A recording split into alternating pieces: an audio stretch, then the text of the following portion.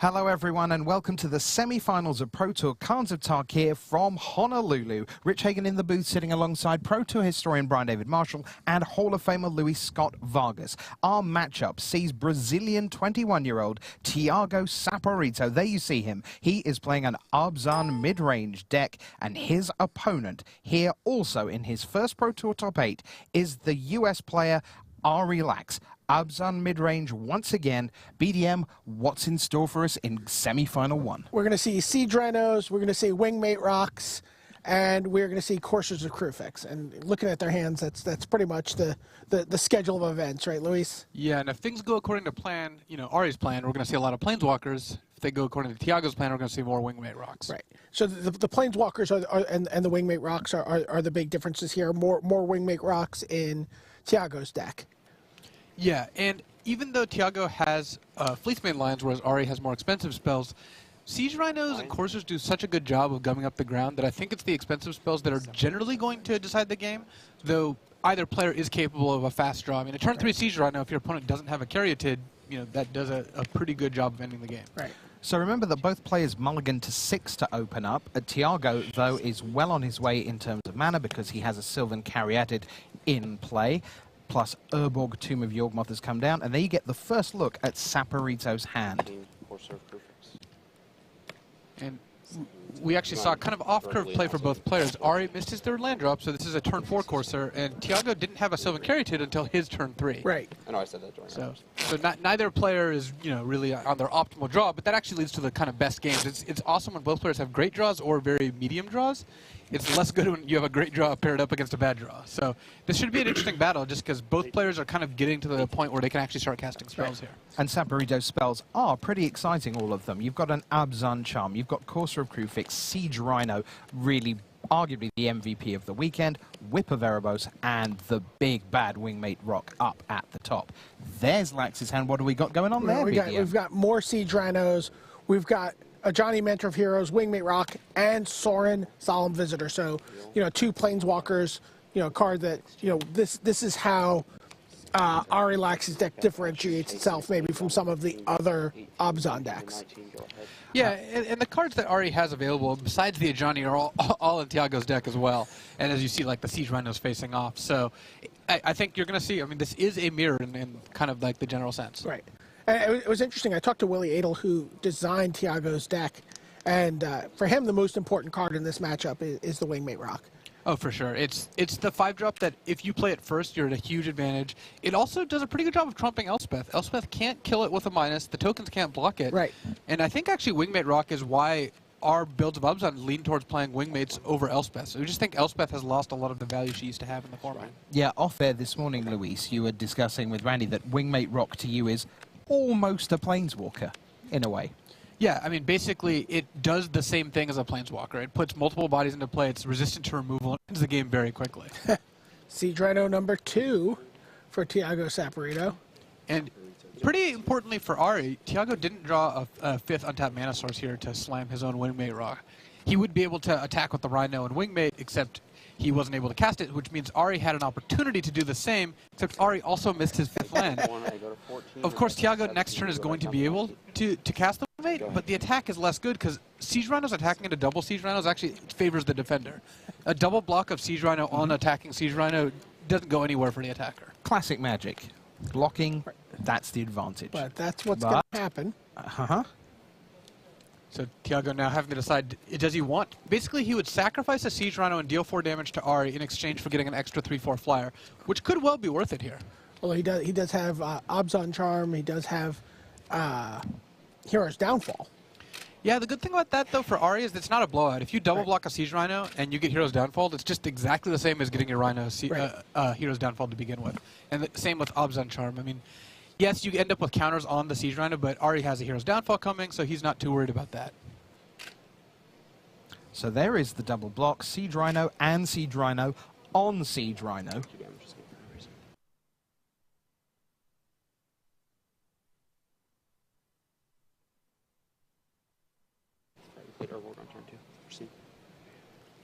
I kind of favored just slamming Wingmate, I think. You hit Ari Just on the 13. let your guy die and... Yeah, the Siege Rhinos, even if you keep it alive, it's not actually getting through the other Siege Rhinos. Just putting 6 power worth of flyers out, it basically makes it so Ari either has to be able to cast his own Wingmate, or just has to spend a turn downfalling half a Wingmate Rock. And Ari isn't killing you either. So that's the conclusion Tiago came to as well. Yeah, I like this play by Tiago. So all 5 mana, including the Caryatid, and there is the Wingmate Rock plus Chum. Right, and Wingman Rock. Wingman Rock, yeah, I heard that this morning and thought, yeah, you're very good. Abzan Charm on top of Ari Lax's deck. So this really could be the hunker down we're going to be here for a while match we've been looking for through these quarterfinals leading up to now. And incidentally, hunker down was the playtest name for Outlast. Oh, fun. That is what R&D called the Abzan mechanic. So Ari's kind of in the same spot where he can attack now and then play his own Wingmate. He can also attack and maybe have a Hero's Downfall. This time the double block is very susceptible to Hero's Downfall or Abzan Charm, and Tiago knows Ari has a Hero's Downfall. Right. So I wouldn't expect to see double Wingmates blocking on Siege Rhino here. Though if the Courser comes in, which Ari briefly debated doing, that will get double blocked. It's only going to send in 1 Rhino. Attack. Yeah, basically just to trigger Raid here. I'll play my own Wingmate Rock to get the guy. And of course, there's an Urborg in play, so Windswept Heath doesn't need to be sacrificed to generate mana.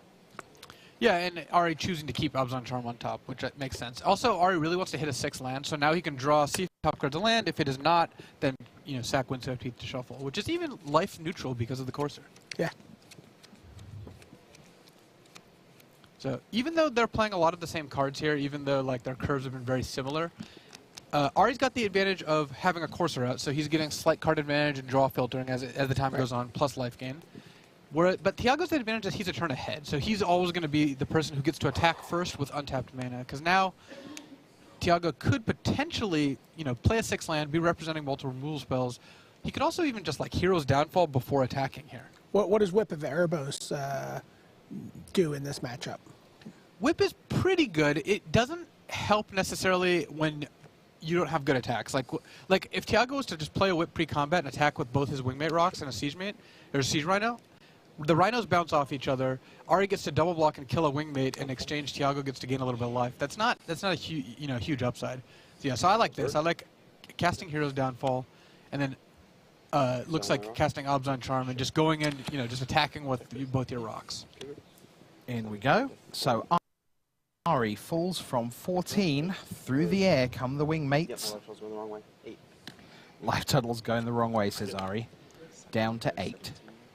So now Ari is significantly behind here to the 2 rocks. Gain a life. He's going to sacrifice his fetch land, try to look for another land.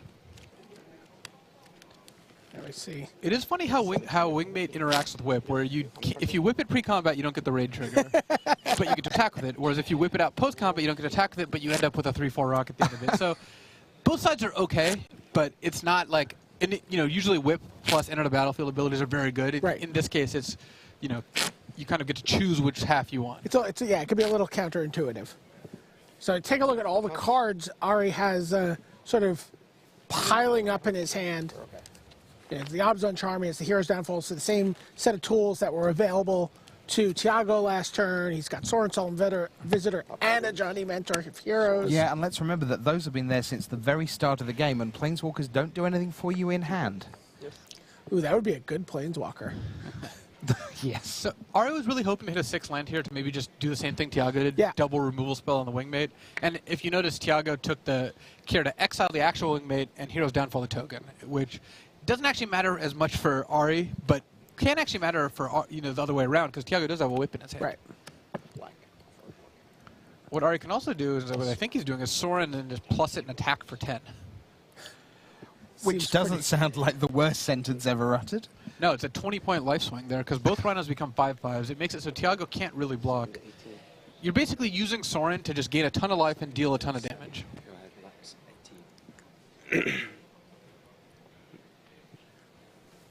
Of course, that leaves open some attacks for Tiago. Yeah, and if he chooses to, he can have his own Sorin emblem here, with a Whip of Erebos providing lifelink to his whole team as well. Tiago could get real greedy here, though I don't think he should, which is play Courser, hope to flip a land, play the Whip. But it's just too important to hit it this turn. So There we here's go. Whip. Everything has lifelink. And Tiago's going to game 3 after Wingmate Rock trigger. I do like killing the Soren here potentially, even though you know Ari has another Soren. It wastes Ari's mana, and Ari's mana is pretty constrained here. Looks like Tiago might just be smashing Ari though. Yeah, they're confirming life totals. Larks thinks it's going back up to 9, but Saporito, we believe, goes to 10 here. Switch done. What, is this a 1? No, I was right in 10. Yeah, so I think if Tiago's not killing Soren, you're going to 10 from the trigger. Yeah, yeah. Okay. There we go. it's mainly because of the Soren on top of Ari's library, kind of, you know, making them hesitant. Sorry. This isn't a game that's going to come down to cards, no though. blocks. It's a game that's going to come down to actual just board 29. presence. And I think making Ari waste his whole. Okay, there we go. That looks a lot better. It was because of the life total dispute. We weren't sure where he was attacking. Right. I think forcing Ari to waste a turn is much more important than, you know, potentially letting him have an extra sword in hand. There's an Elspeth. More Planeswalkers that aren't in play. I think we might have a Planeswalker in play very soon. Sylvan Caryatid. Sylvan is up next for Ari Lax. Which almost certainly signifies he's going to use one of his 3-mana removal spells this turn. So that really makes sense. Deciding where he wants to kill. So Abzan Chan sends away the principal Wingmate Rock using mode number 1. With Whip, you want that exiled, as Luis was saying earlier. So Tiago, when the game gets late enough, he could look at sending in Siege Rhino, even though it can't accomplish anything, just to get it killed to whip it back. But 3 cards in my hand. I don't think we're quite at that point. Ours is slightly too high of life total. Cards in your hand? Tiago does get to attack with his Wingmate, and then he's got, you know, still a handful of gas. He still has another Courser, or rather his first Courser, the second one to be on the, you know, get played this game, and then Downfall and a Siege Rhino. So he's, you know, he's pretty well stocked. I mean, neither player is very close to running out of gas. Though I actually like Ari's position a little bit here. Whip isn't being outstanding, and once Ari concedes that Tiago's life total doesn't really matter, like Ari's not planning on killing him, Ari is actually ahead on Planeswalkers. I mean, he's got a bunch of powerful late game cards in his hand, and the amount of total life gain by both players may have put this game to a point where board position actually doesn't matter. I mean, it looked like there's just huge life swings going back and forth, but I mean, once Siege Rhino stops attacking, other Siege Rhinos have to stop attacking. Then we get to a point where, you know, the control cards you have access to are so much more important. Does Tiago have a way to bust through? Are there cards that he can draw that just radically change the game in his favor? I mean, he has more Wingmate Rocks. Like, Wingmate Rock is going to be hard for Ari to deal with. That's basically his biggest draw here. I mean, more Wingmate Rocks. Soren, I guess, isn't bad, but yeah, I think if you were to you know, ask for a card, it would be Wingmate Rock. Right. Just Soren, just go tick it right up. Up to 5. Cursor in play, 2 cards in hand. Ultimate of the Abyss ability, essentially. That player sacrifices a creature during each opponent's upkeep. Tiago, who was in single digits a turn or two ago, suddenly finds himself in double-digit life totals. Yeah, both players have gained and dealt 40 damage this game or something. I kind of like the double block here to hopefully incite Ari to use that Hero's Downfall, then you get to cast your own Hero's Downfall, because you really don't want your Rock getting Hero's Downfall here, but it's possible that if you double block, Ari just kills the Courser and is satisfied with that, which you're a little less happy about. And of course, single blocking doesn't really work because of the Soren +1. Tiago could also just Hero's Downfall the Siege Rhino, but if you're going to do that, I don't think there's a drawback to double blocking, and then if Ari passes, you just downfall his guy. So Lax waiting patiently for the patient Tiago Saporito. Yeah, Saporito's clearly just running through many of the same lines that Luis just laid out. And it looks like he's thinking about pushing that Courser in the way. Nope. Ultimately says, I'll make more life. I can just get this right back. Is that correct? Well, you are at 27 for the attack? Boy, Soren looks just really good. Yeah, Soren, I mean, the key interaction here is that it makes your Siege Rhino 5/5 to fight against 4/5 Siege Rhinos. Yeah. And that's what is, you know, becoming more problematic. So Tiago does not look optimistic that he would be able to attack Soren successfully, so he's just going to downfall it instead. I mean, you could also see that same interaction with like Wingmate Rock. You know, where it's gonna interact, where your Wingmate Rocks are attacking as 4s into their 3/4s. Yeah, definitely. So Sandstep Citadel comes into play. There's more land on top for Tiago. Tiago does have a decent attack here, though he's got to have an expectation of, that hero's downfall coming out of Ari's hand at some point. Ari's life total isn't really even that threatened by the Wingmate Rock token, but I think he does want to start playing Planeswalkers. You don't really want to get him attacked for 3 every turn. Bring it, says Ari. Kill the bird. Well, that was quick. 19 to 18.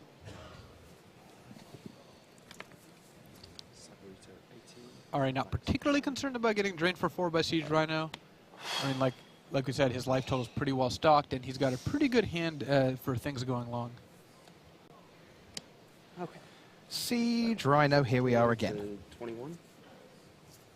Or, yeah, that's right. 19. Another sequel to 16 Under is Siege here, as we've got, something like the 4th or 5th Rhino played. I guess if none of them died, this is just the actual 4th Rhino. We've got... So, someone on Twitter described the Rhino as the elephant in the room. Yeah, I saw that. That is accurate. 17. Scry. Leave that one on top of my library. And I certainly appreciate Ari's pace of play here. He knows the hellbound? matchup well, and he's, Believes the turn. it feels like he's made all his decisions before he's had a chance to do them, so that as soon as that comes up, he just immediately snaps it off. A Johnny Mentor of Heroes. So, Planeswalker time. Eventually, that's been glued in his hand since the opening. And here is a Johnny Mentor of Heroes. Well, we've seen... I wonder how much live game we've seen already and whether 100 is on the card. I still want to see someone gain 100 life in the top 8. Achievement unlocked. Yes. It's the plan. I don't think it's his plan, though.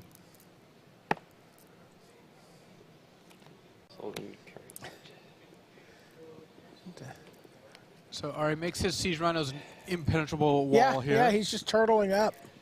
And which is perfect, because he's got an Elspeth, and it looks like, Ari's plan to win here is to just play Elspeth. Certainly not minus it, just keep plussing it until he can use the ultimate, and that would end the game. Except a Hero's Downfall may change that. 22. So no remotely possible attacks this turn for Saporito. No, he doesn't even, his Whip of Erebos is... It just gets a Siege Rhino. He can get the Siege Rhino back, but that really will just drain Ari from, down to 14 and put himself to 25, plus I guess he gets to gain 4 by attacking, but that's just not an effective use of resources. Oh boy. There's an Utter End on top. Nice one.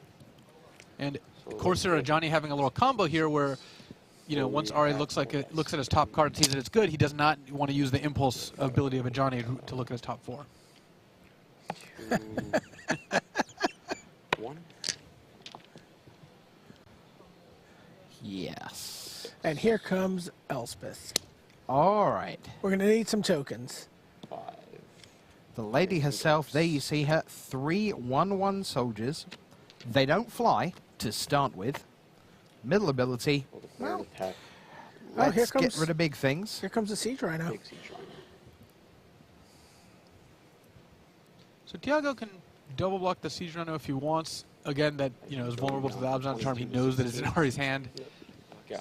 Might be worth trying to go through that at some point, but then getting one of your Siege Rhinos exiled means even with the whip, you're not really in great shape there. So both of these players are just down to their top decks. Yeah, and both of them know what's coming a turn in advance, and both of them have ways to shuffle if need be. Like Ari has a Johnny, and Tiago has a Windswept Heath kind of sitting there.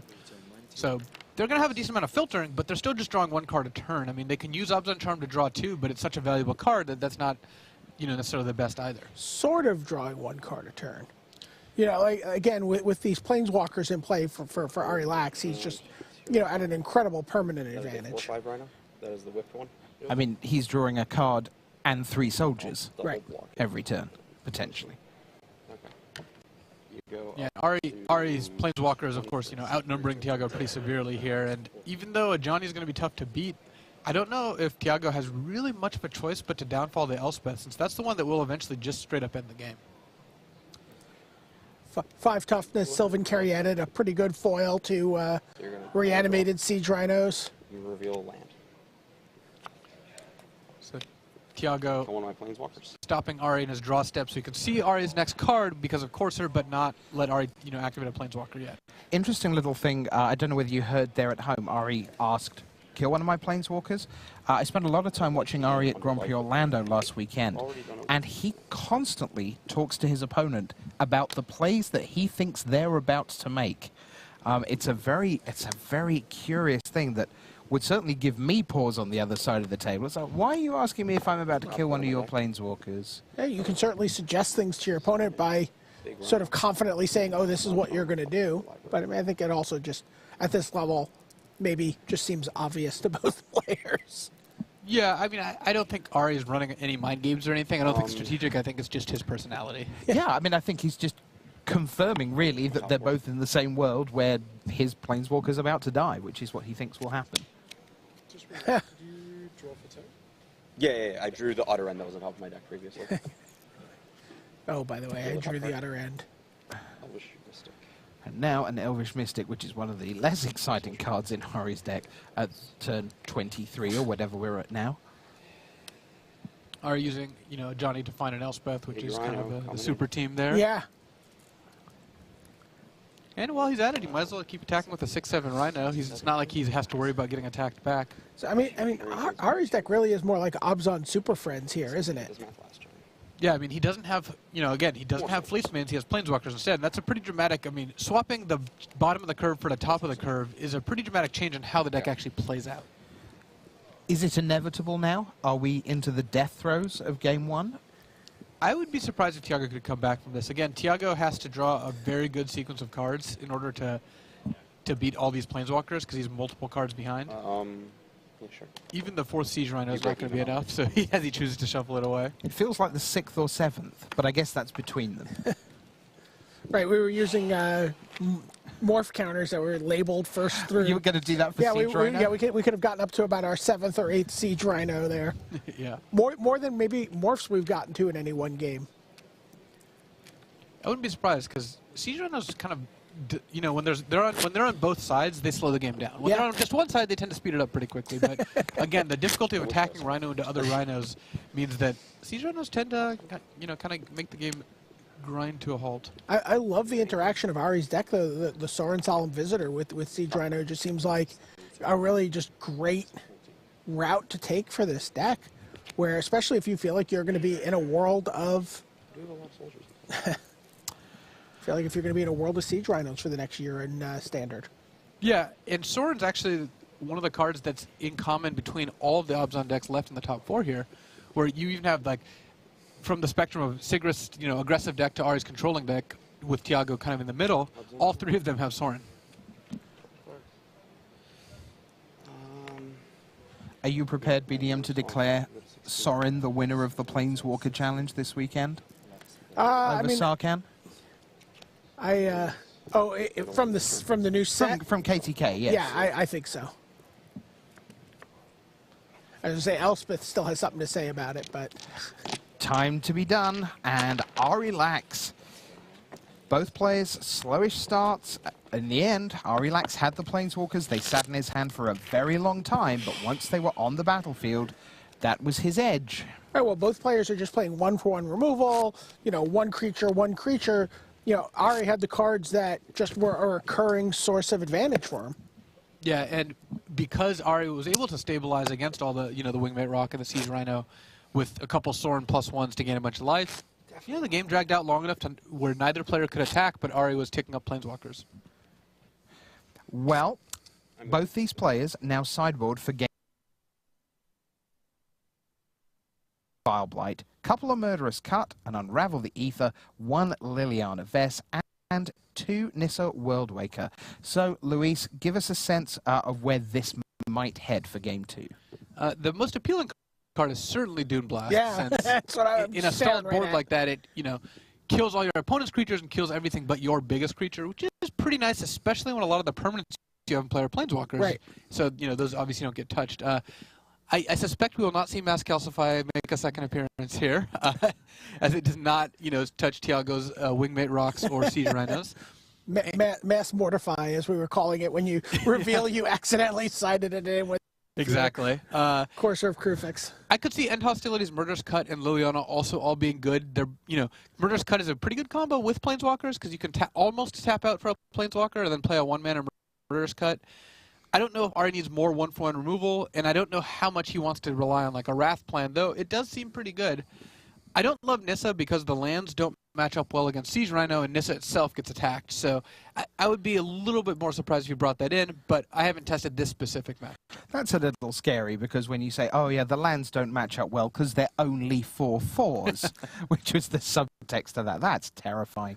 Liliana Vess, of course, the middle ability, go and find a Siege Rhino, followed by go and find another Siege Rhino. That's been putting several games away this weekend. But on the other side of the table, arguably even more important for Thiago Saporito of Brazil, because he is one game down. So why don't we take a look at the Brazilian sideboard, what he has to work with.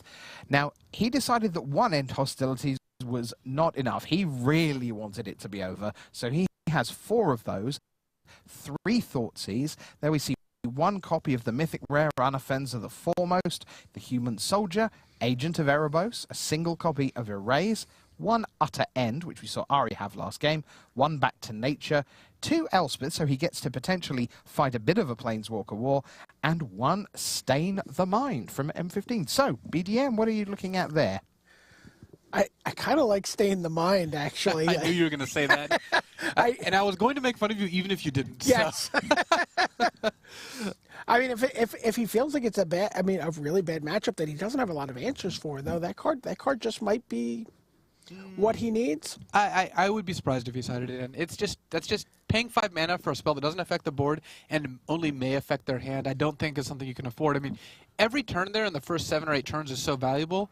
And by the time it's later and the board stalled out, well, Elspeth would already be in play, assuming that's the card you were looking to name. It doesn't have to cost 5, though. He could tap 3 Siege Rhinos and make it only cost 2. That is true. All right, what else might we see, Luis, here?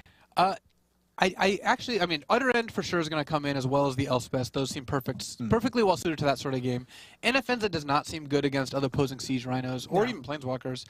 Thoughtseizes do seem good as well. And then End Hostilities could be part of a sideboard plan, except Ari has more Planeswalkers, so I don't know if that actually just plays into what Ari wants to do with too much. I mean, right, yeah, Ari seems like he'd be pretty happy. He's like, okay, you're going to clear the board, and then I get to make 3 tokens with Elspeth. Exactly. So I suspect End Hostilities is not good enough, though if Thiago, again, has tried this sideboard plan, it's the sort of thing that, having not tried it, I wouldn't do it. But if you've tested it, I mean, odd sideboard plans have worked in the past, but not ones that involve Stain the Mind.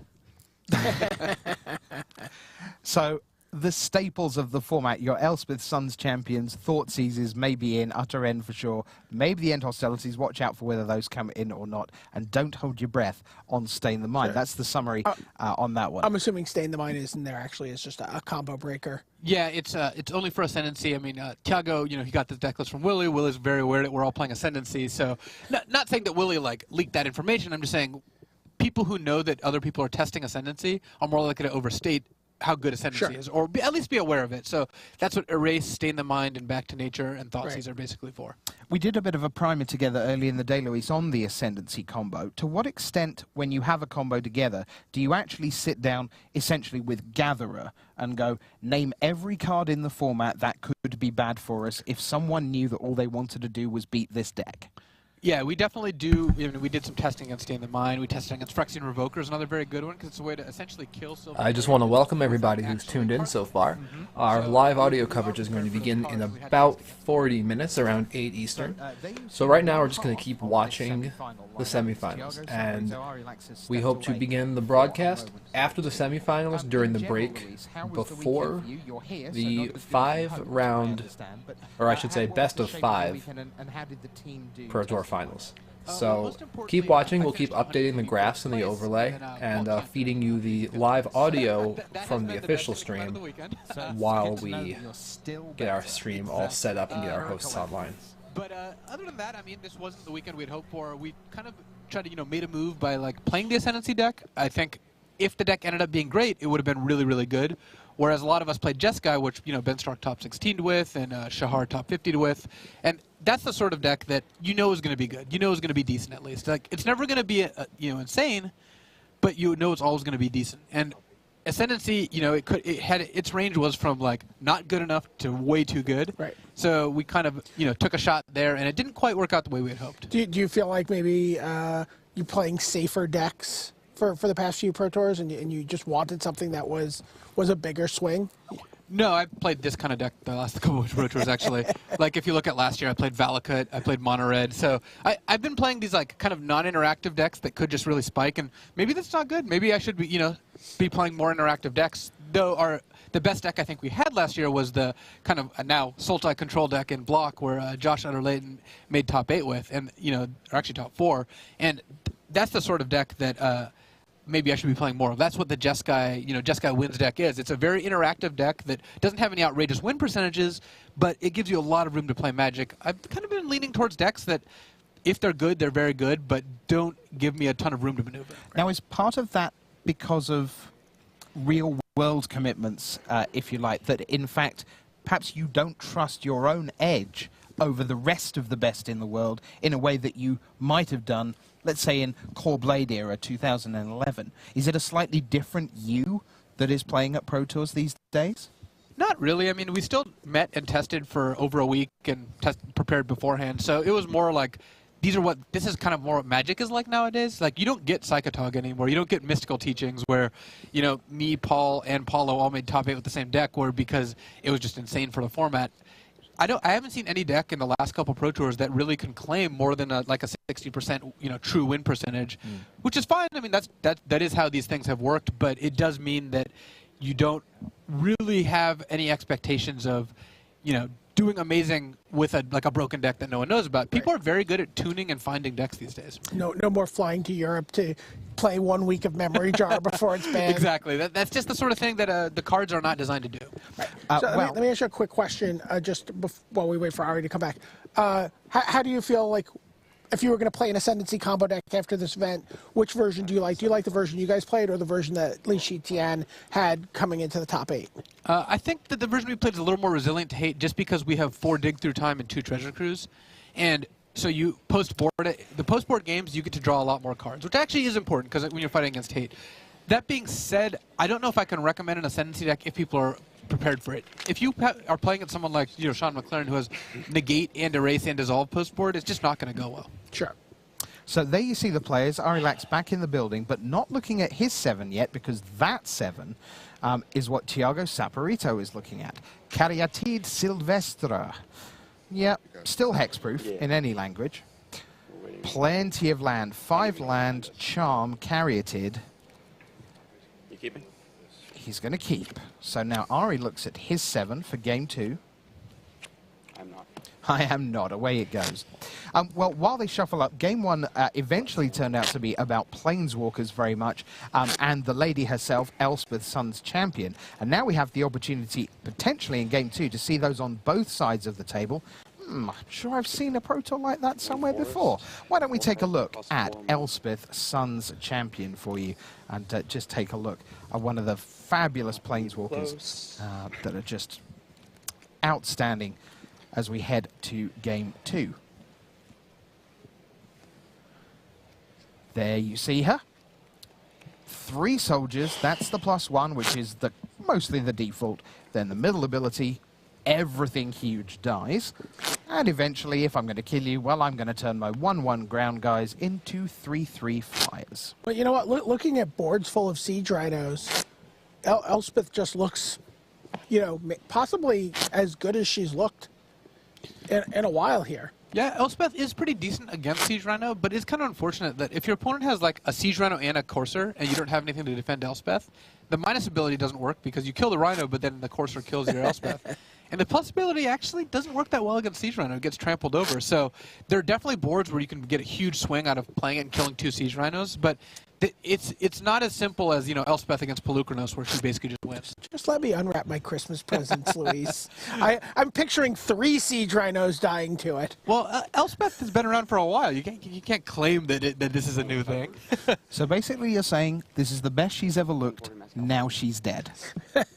Okay. Well, I mean, she is still an incredibly powerful card. Right. At no point while she's legal and standard is anyone going to be like, oh, Elspeth, no one plays that. Right.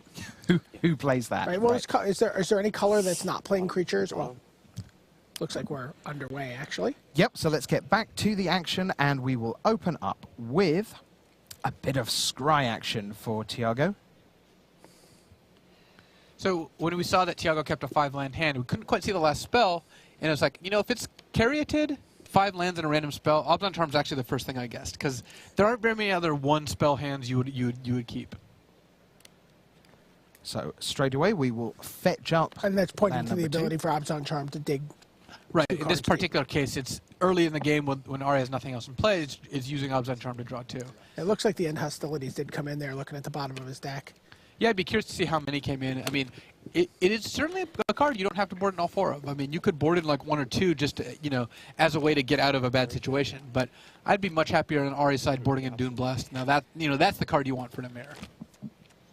It'd be interesting to see if Tiago plays Fleece Mainline or Caryatid. My guess is Fleece Mainline here, just because he's got no 4-drop and he's on the play, so getting to attack with line, especially against someone who mulliganed, you know, it could actually lead to a pretty quick win. If Ari doesn't have a removal spell and you get to monstrous the line and maybe even cast an Obzon Charm on it and make it a 7/7 or a 6/6 rather, you could end the game in just a couple swings. Well, let's take a look at the cards that Ari Lax has in hand. That's right. You see he's got 4 lands, the Ajani Mentor of Heroes, and a Wingmate Rock, so he's a little bit away from having something to do. I think if Tiago was able to, you know, give Ari 3 lands and 2 spells, this is about what it would look like. I mean... If he could Jester's Mask him? Yeah, exactly. I was going to say Jester's Mask, but I didn't know how current that would be. Not very. No. Yeah. But because now Tiago gets to attack, gets to play Sylvan Caryatid, and he gets to threaten to monstrous the lion next turn. Ari could do with something roundabout now like this off the top. Courser of Crufix reveals a land on the top. It's not going to fix all his problems, though. I mean, it's a good card to draw, but it does not actually get him to 5 any sooner, so I think he'd almost rather have had a Caryatid. And Though here, it does enable the raid on Wingmate Rock. Here comes Thoughtseize. It'd be interesting to see if Tiago just takes the opportunity to monstrous the line here now that Ari's tapped out. Ari doesn't have that many 4-drops that are insane. Just making sure that happens, I think, is really important. Yeah, and that's so what he does. there we are. So the counter goes on. 3/3 becomes 4/4 and indestructible. And Hexproof, so can't even get exiled by Obzon Charm or Utter End. It's basically immune to everything. And that Utter End is what has appeared on top of Ari Lax's deck via the Courser. Fleece Mainline is also one of the reasons that you'd want to board an End Hostilities. Is End Hostilities Fleece Mainline is like a build your own Dune Blast. Takes a little bit longer, but you know it still does the trick. So Saporito in good shape early in game 2. He needs to be because he's 1-0 down. Lax will fall to 10. Well, And now here's the Thoughtseize. So Tiago will know what we know, that Lax has a Wingmate Rock and a Johnny Mentor of Heroes. Wingmate Rock. Yes. Yep, that Wingmate Rock is what is not about to appear on the battlefield. Yeah, my guess is that Wingmate Rock is the best card to take, especially since a Johnny doesn't really impact the board. I mean, if Ari makes the Courser bigger, Obzon Charm takes care of it. If Ari just starts looking for cards, I mean, Fleece Mainline is chowing down here. So it sounds like we have an answer to how Tiago sideboarded. He took out 2 Caryatids, took out Anafenza, took out Draenazar, took out 2 Bioblight to bring in just that 1 end hostilities we saw, 2 Thoughtseize, 1 Utter End, and 2 Elspeth. And it looks like 1 Stain the Mind, too? Yeah, it's right there. I can't help myself. But yes, it's just got the 1 Misers and Hostilities there for, you know, got to keep Ari on his toes. Right, and Ari took out a Sorin, took out 2 of his Thoughtseizes, took out an Utter End and 2 Elvish Mystics to bring in Bioblight, 1 End Hostilities, 1 Dune Blast, 2 Murderous Cut, and Liliana Vess. Yeah, I think that using Murderous Cut to protect your Planeswalker sounds like a pretty strong sequence of plays here for Ari. So Ari has Wingmate Rock on top of his deck, and we have the first appearance, or, well, waiting in the wings appearance of Siege Rhino on the top of Saporito's deck, who will untap and put that Rhino into hand, and we will see what is on top. Well, it's land this time around. I'm a little surprised Ari boarded out Utter End, just because if he sees that Saporito's boarding in Elspeths, I mean, I would think you might want an answer to it. I guess he's worried about having too much high end. Once you're boarding in Dune Blast and Hostilities and Liliana Vess, I mean, I guess you're going to too often get in a spot where you're only casting one spell per turn, which is often not enough. But I do like boarding out Elvish Mystic and Thoughtseize. I really don't like Thoughtseize in this kind of matchup. You empty your hand by turn 5 or 6 a lot of the time, and are just playing off the top. And those aren't the kind of games where I think Thoughtseize is good. So if you draw the Thoughtseize on, say, turn 4, suddenly it's just mediocre. I think it's a lot better for Tiago because Ari has more expensive high-impact cards that are going to clog his hand. Sure. Tiago gets to play to the board a lot sooner. And Tiago has cards like Fleecebane Line, which really reward you for knowing when you can go for it. Game 1 was very much about an even board state that gradually and inexorably edged towards Ari Lax. This time around, there's a lot more going on for Tiago early in the game. So, Luis, what does Ari Lax need to do here to make sure he can get to the point where stability can lead to a win? He basically just needs to draw a bunch of siege rhinos, because that's one of the things that can stop Fleecebane Line. And Elspeth would be good, too. Wingmate Rock, not quite going to do it. And Bad End Hostilities is looking pretty good with that Fleecebane, even though I agree with Tiago that he doesn't want a ton of them in his deck. So there's Rhino for Tiago. It's going to drop Ari to 4 here. And Ari pretty much locked into having to cast a removal spell end of turn. So there it is. Get rid of the Rhino, but if he doesn't gain life here, he's just that. But he's going to get that from the land off the Courser. He's going to go to 5, and he's going to get to presumably play a Wingmate Rock this turn. It's funny, and Hostilities I think is much better in Ari's deck than Tiago, but Tiago likes seeing it on top, and Ari does not, especially since Ari knows that even though a Wingmate Rock could come out, in Hostilities makes the Wingmate Rock actually not a good plan. So I actually like this a little better. Back we go. Tiago, of course, just going to instantly win here with Abzan Charm. Boom. Thank you very much. Let's play game 3. So it is 1-1, and we will have a decider in this Abzan mid-range battle after a very long, very grindy game 1. Definitely, no doubt who the aggressor was in game 2. It was Tiago Saporito. There you see him on the far side of your screens. And he will now be on the draw in the deciding game. So that's the first question, Luis. How big a deal is being on the play? Well, it looked like in the quarters, every single person who was on the play won the match. So I'm not going to say that proves... All the top seeds won their quarterfinal match. I'm not going to say that proves anything. That's just 4 matches. But also in testing, this... seems like the standard format where being on the play is the most important in the last couple of years. I mean, it's always been big, but here it's particularly big. So let me ask you guys about a card, Fleecebane Lion, which was not a big card when people were talking about at pre-release time, has become like this mainstay of multiple Pro Tour decks over the last year. It's become really dominant. We're seeing it again here getting as far right now as the semifinals. Yeah, we've got a good shot of Fleecebane Line winning this Pro Tour. We've got 2 Fleecebane Line decks in contention still.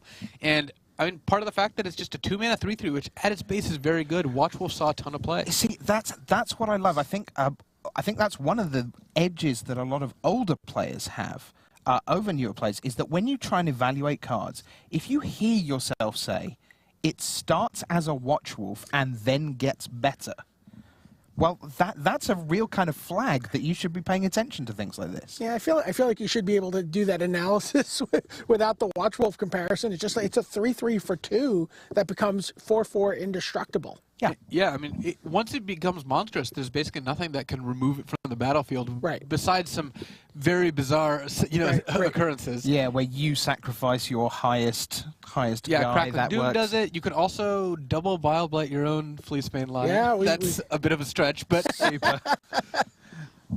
Yeah, that's not really doing anybody any good there.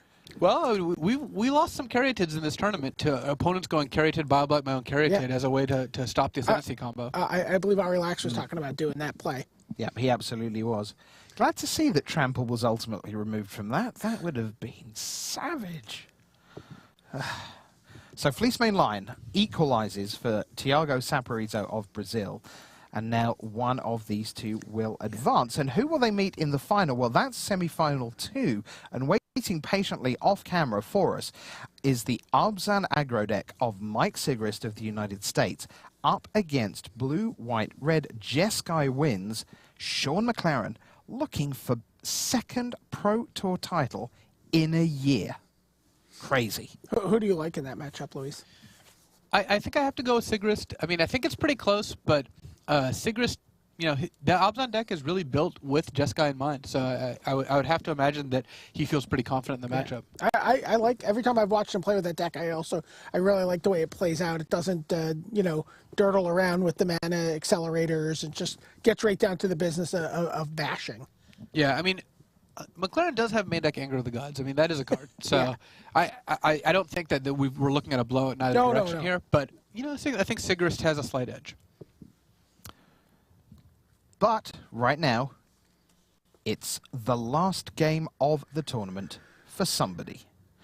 Ari Lax nearest the camera, and his Brazilian 21-year-old opponent, Thiago Saporito. Great interview, I thought, this morning with Willie Adel, BDM. So nice. Magic is fundamentally, when you get down to it, and there's the one player in the chair, it is a solitary game a lot of the time. So to hear someone talk about building a community, building a legacy for a nation of Magic players, I thought was really, really great. Yeah, talking to Willie a little more extensively about that subject off camera, he said, like, look, I have a family now. I'm in my mid-30s. He's like, I don't know that I can continue to play the game at this level with this intensity, and and sort of the implication also that Paulo is getting older and maybe isn't as not to say he's driven, but with the Hall of Fame can sort of. Maybe he's like, who's that next Brazilian player going to be? And it's very important to him that he cultivates a next generation that fills the role that Carlos, Willie, and Paulo have filled for the last, decade, maybe decade and a couple extra years since, Brazil burst onto the Magic scene. Nice handshake between the two players there. They know that the next 10, 15, 20 minutes is going to be potentially life-changing for one of them. And remember, this in some ways is the biggest Pro Tour of the year, because when you become Platinum by winning the Pro Tour, you are not only Platinum for the rest of the season, but all of the following season.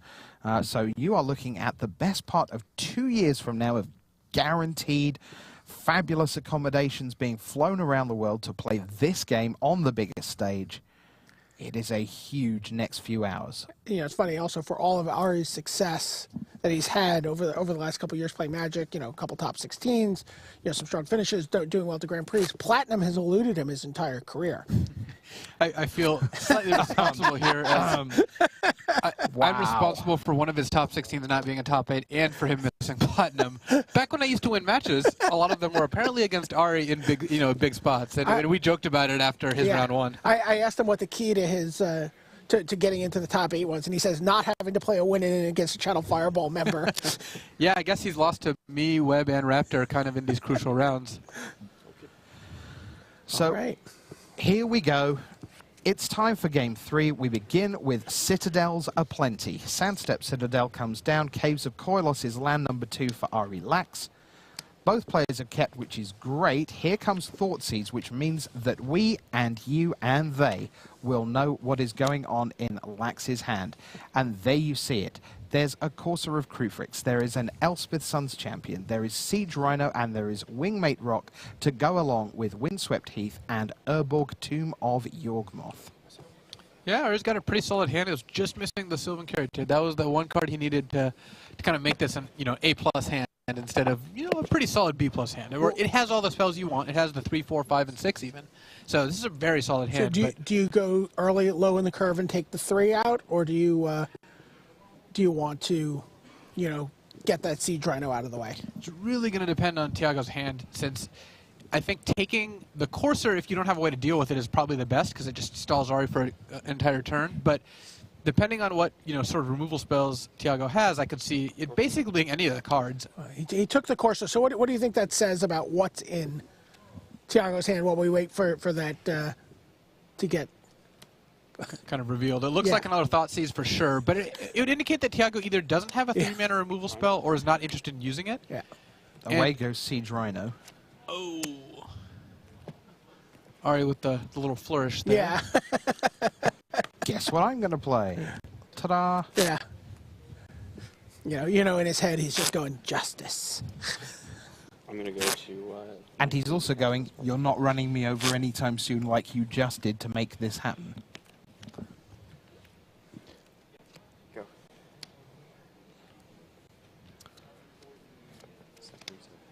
So Tiago draws a Corsair, in fact. Corsair of Crucifix. Okay, let's take a look at what's in Tiago's hand here. Yeah, this is going to be interesting. I'll take one from it. Well, he has the big end. He has 3 and 4 with Corsair and Siege Rhino, but then a pair of Wingmate Rocks.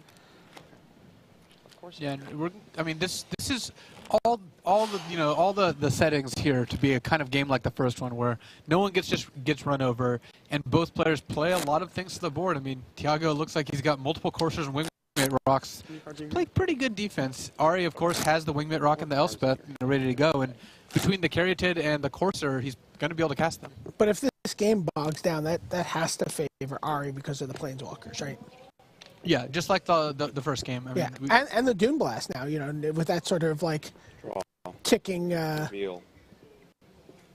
A Johnny down in his Mentor deck. of, a Johnny Mentor of Heroes is on top for Arilax. 20. And Tiago's actually in a spot where if the card under his Thoughtseize is not a land, he's going to miss a land drop, and that's really not where you want to be. So here we go. It is a land. Mm-hmm. That was a big reveal for Tiago. I think he's got a pretty good option here, Yep, the 1 mana Confluence in his list. which is blunted by the fact that Ari has an Urborg out, so it's also a swamp / mana confluence. He can tap it for black without any repercussions. So I'd imagine that the play here is Corsair, Confluence, Thoughtseize, because you really don't want Elspeth to come out next turn, or Wingmate Rock, actually, so you have to decide which one is going to be harder to beat. I think Tiago's a little behind here. Ari's going to be the first one to land like a really high-impact spell. There's Arbzan Charm on the top for Saporito. So given that information, I actually like taking the Elspeth more here, because, I mean, you don't know if Ari's going to be able to cast it next turn. That is definitely true. Yes, he's like, you see your Urborg over there? That's helping me out. But if you leave Ari with Wingmate Rock, he can't really attack with the Corsair into 2 Corsairs. He just gets double blocked. So he either gets to play a Rock without Raid, which you can charm, or throw away a Corsair to make 2 Rocks, which, it's not the end of the world, because Tiago gets to potentially make his own Rock too.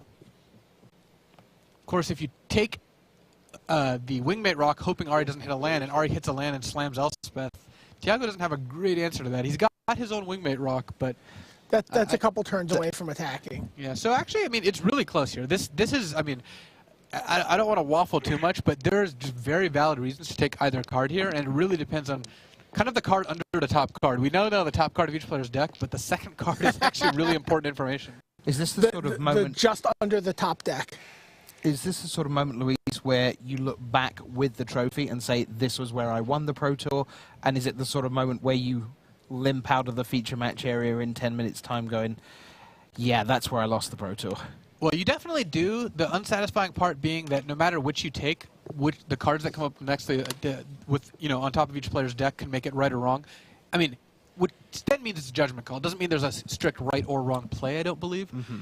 So the judgment calls are the ones you just have to decide and hope that the top card is land or not land, as the case may be. Because if Tiago knew whether he could cast Wingmate Rock, this would be a very different decision. If he knew whether Ari could cast Elspeth, that'd be a very different decision. Right. No matter what, Ari's going to get to cast, an expensive card next turn because he has access to 3 of them. And he decides to take the Elspeth. Yeah, and he was being asked to decide to make that play. Yeah, because you still have to make plays. Yeah. I mean, I like that play. I think that's the better play here. Here comes a Johnny Mentor of Heroes and a nope. Maybe a second glance at that Arbzan Charm, deciding whether or not he wants to maybe make the Corsair big, but he could also just use a Johnny to look at his top cards if he wanted. Looks like we're getting straight into counter mode. 3 go on. Wow. The Caryatid. There's another land. So it wasn't the untapped land Tiago wanted, but now at least he gets to cast Wingmate Rock.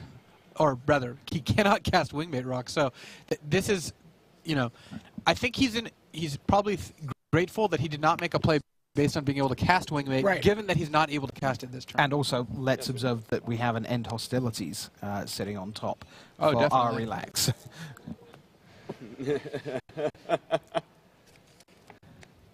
All this free information, it gets very complicated. And so Tiago can actually make a pretty threatening play of attacking a Johnny with both, and then if Ari blocks, making his Courser into a 4-6 with Obzon Charm. Which Courser though? Do you want to kill the? I would definitely do the one that gets blocked because you want to make it so Ari can't attack and turn on his wingmate rock. And Hostility is going to be very good here though. It's going to kill the Caryatid. That's not irrelevant. But you are putting Ari potentially in a spot where he's not able to cast his 5s if he has to wrath away his mana producer. So plus a Johnny for my top 4. Plus a Johnny to reveal the top 4. There's a Courser, there's an Obzon Charm there, there's a Plains, and an Elspeth, Sun's Champion. Yeah. So Ari, I mean, Elspeth's the card you want the most, but I don't know if you can afford to take it, given the fact that you might need to cast End Hostilities pretty soon here. Although, you know, I suppose Ari actually is not locked into casting End Hostilities in any way. I mean, a 3-6 Caryatid can just block forever. And he takes the Courser of Crufix. And plays it. Yeah. 21. Oh. June Blast. That's a card, especially given that Ari has Windswept Heath and a Johnny to potentially shuffle his top cards next turn. He can just leave Dune Blast there, and he's got, you know, basically 3 looks at finding a 7th land if he even needs to cast it immediately. Hero's Downfall will go into hand for Thiago Saporito. Whip of Erebos will be in weight. Cool. I like nothing. With no cards in graveyard. Yep. Of relevance, yep. This is the biggest Caryatid I've ever seen. Well, I guess minus the arbitrarily large ones that Ascendancy Conflict generates. But there you don't usually represent it with a die. Permanently large. Okay. Hero's Downfall for a Johnny. Sure. He's dead. 3 cards in hand? Yes. So it's 3 cards apiece. Board state, basically even. And Thiago has, at this point, full information. Between the Thought Seizes and the Courser, he knows everything Ari's working with. Doesn't necessarily mean he can beat it, but at least he's aware of it. And just to remind you at home, End Hostilities, Wingmate Rock, and Doom Blast are those cards. So Ari's in an interesting spot. He can't really cast Wingmate Rock. He doesn't really need to cast End Hostilities or Doom Blast. I think he can just sit here with a Courser. Okay, now that's interesting on top of Thiago Saporito's deck. The card that won Ari game number 2, or game number 1 rather, Elspeth, Sun's Champion. Here's the whip for Thiago. I like that play. I think you really don't want to play another creature into a potential Dune Blast or End Hostilities, but you know, given Elspeth on top, you do want to just add something to the board. I'm less in love with the attack because you're using it just to gain 4 life, but Thiago's life total is not really under attack. Now Ari gets to attack with Courser and play Wingmate Rock. He's not necessarily going to do that, but it gives him the option to, which I think could be a little risky. I mean, because Thiago at that point would then have to deal with the Wingmate.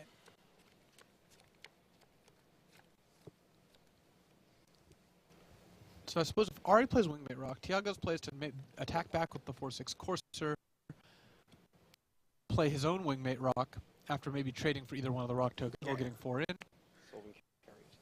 I guess Caryatid could also block there as well. But double Wingmate Rock for Thiago in hand at this point, along with the Siege Rhino.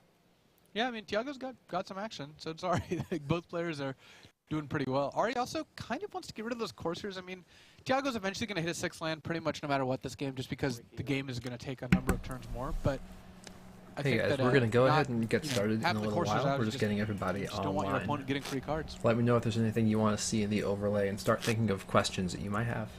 So we'll be back on in just a second. We saw an opening game of half a dozen Siege Rhinos. They've mostly been missing in games 2 and 3. We're back in the world of Courser of Crufix right now. 2 for Thiago Saporito, 1 for Ari Lax on the right, plus the near bedmate, one might say, of the Courser in Sylvan Caryatid. Those 2 locked in step through many deck lists through this weekend and previously. Yeah, I don't know. There's definitely decks that play Caryatid but not Courser, but I don't know if there's any Courser decks that don't play Caryatid. It's just such a natural combo. That makes my turn easy. Go.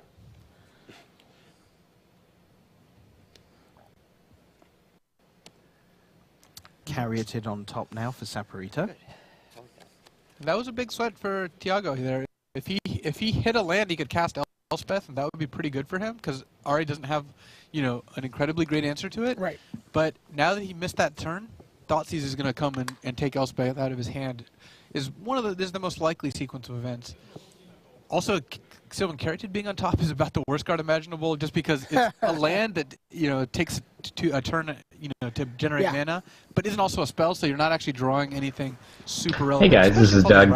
Kelly and I are going to be starting here in a little bit. We're going to be commenting a little bit on what's going on here, and also talking about the cards that showed up in the top 8, as well as some conspicuous absences.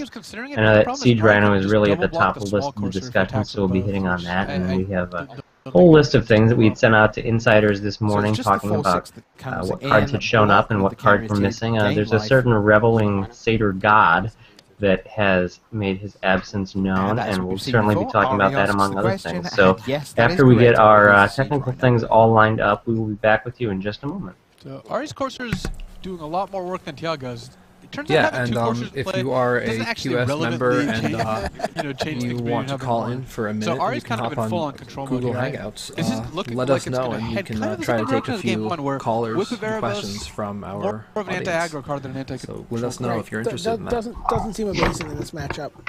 There's so many turns you pass where you just don't have a good attack. Yeah, and getting back a Siege Rhino to deal 7 in game 3 or in game 7 actually just doesn't do anything. I mean, both players are at 25 life. When we were heading towards this kind of position in game 1, you said that Wingmate Rock was what Tiago would be looking towards. Is that still as valuable this time around, or is okay, and this is exciting. It looks like Ari is casting Doom Blast right now. This is the does that kind of close one that of avenue crazy card. off He seems to have kept Saporito? his Caryatid. Yeah, I mean now that it's my close guess, board, because Ari it is has, just a like 3/6 you said, and hexproof, he Hostility's certainly Doom doesn't Blast. need the It just mana means right that now now. Ari's got a But bunch of cards that can one-for-one Caryatid deal. is going to be an unstoppable Okay, wall Doom for things Blast like is Siege getting Rhinos cast coming right in, now, Coursers, actually. lots of So other let's stuff off see the what top, he does with making that. a lot of Tiago's only plays come down to things He's like just going Wingmate to Rock keep his Keep giant Caryatid. being able to get Caryatid. through. So certainly, we had thought last yesterday And we have that Planeswalker Sylvan on Caryatid top. and Courser Prefix were nowhere to be seen for As he quite a long turns time. his, Maybe that's Planeswalker because face Wizards' down from the bias top of of his putting deck, Ari just blue-black says, control "I'm in at the the habit of feature just match table having round everything after face round up and all the watching time." it lose. But Tiago's now in the it is interesting to see, you have the show up here in the semifinals and mirror. Both decks playing 4 copies of each card, so that you can get that mana advantage and cast the big stuff like the Dune Blasts, the whipping back a Siege Rhino, things like that. So the cards still, I believe, will be holding their price tag. The deck is fun. People like casting big spells.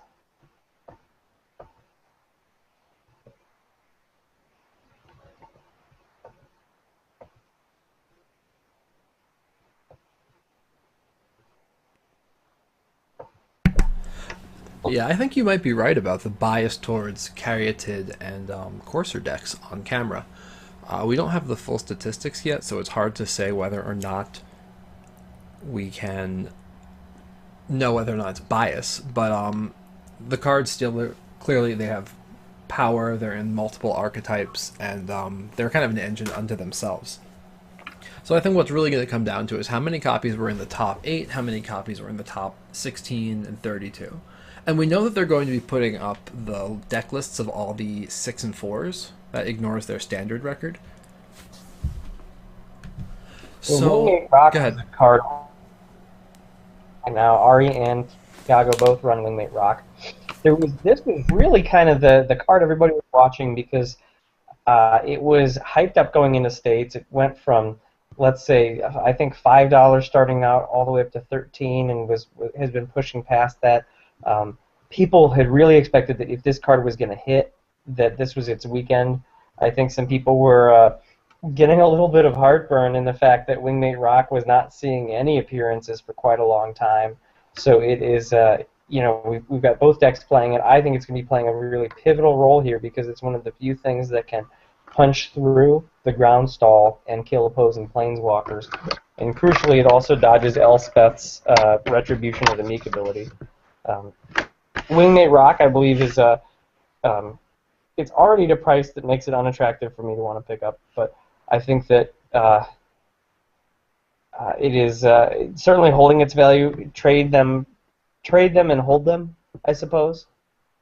Kelly's got the figure picked up there. Its mid-price is almost $15. That's a card that I would be holding on to. So we should pull up the insider alert we sent yesterday, where we discussed what was in the top 8 sort of by deck and card breakdown. The real key here is let's look at how many copies of Wingmate Rock were in the top 8. Then let's go look at how many copies of Master of Waves was in its Pro Tour top 8 and Hunt Master of the Fells. And let's make that comparison right here. Let's do the math.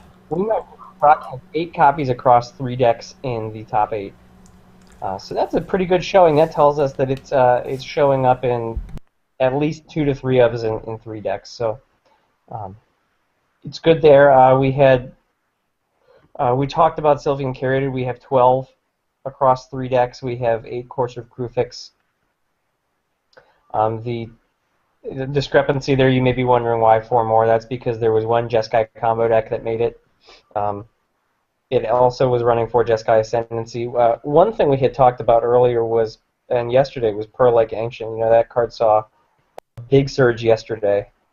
People were buying into it, thinking would be at $5, $6. It may very well stay there. There's only one copy that made it into this top 8, so it's not going to have great camera time.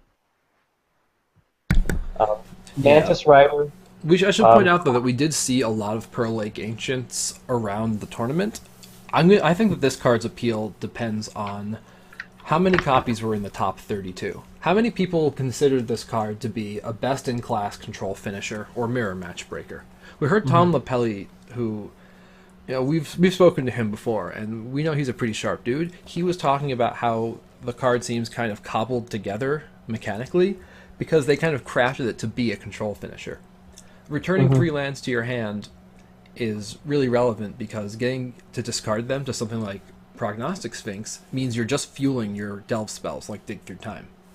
So I think that the fact that there's only one in the top 8 tells me only that control decks weren't on the same level as aggro decks for this tournament, so I would still keep a really close eye on them. Not $5, but they're still relevant cards. So Mantis Rider has held. We have 12 copies across 3 decks. We have seen the Jeskai Ascendancy decks boarding Savage Knuckleblade as a sideboard alternate way to kill. I think especially against something like the blue-black deck where they have all kinds of removal and counter spells. I see Mantis Rider maybe being in that slot. It's not far-fetched. Savage Knuckleblade I'd probably want a little bit more at 3 mana, but Mantis Rider can close that distance pretty quickly too, and it's already proven its worth in the Jeskai Tempo deck. Kelly, can you pull up the price on that? We'll get the price for it right now for you. It sells at $7, $7.50 basically on TCG Player. That's about where I think the ceiling of it is. We have an internal thought that the price on the wedge-specific cards that only go in one deck kind of top out around $8. If it can go in 2 to 3 more, it can be as much as the $17 to $19 that we see things like Courser and Curated show up. But I don't think there's a whole lot left in Mantis Rider at $7.50 for you to make a profit on. But I would agree.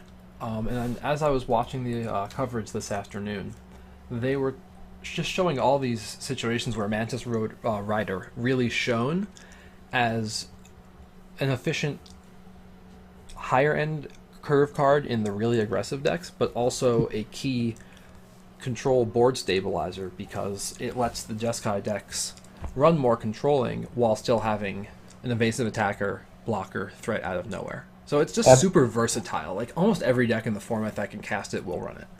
And I'll call attention here, Ari has the Wingmate Rock out. It doesn't have its buddy, but he is playing. Playing it here will probably be crucial. Is he playing it as just a 3/4 for 5? Yeah, sometimes you just need that.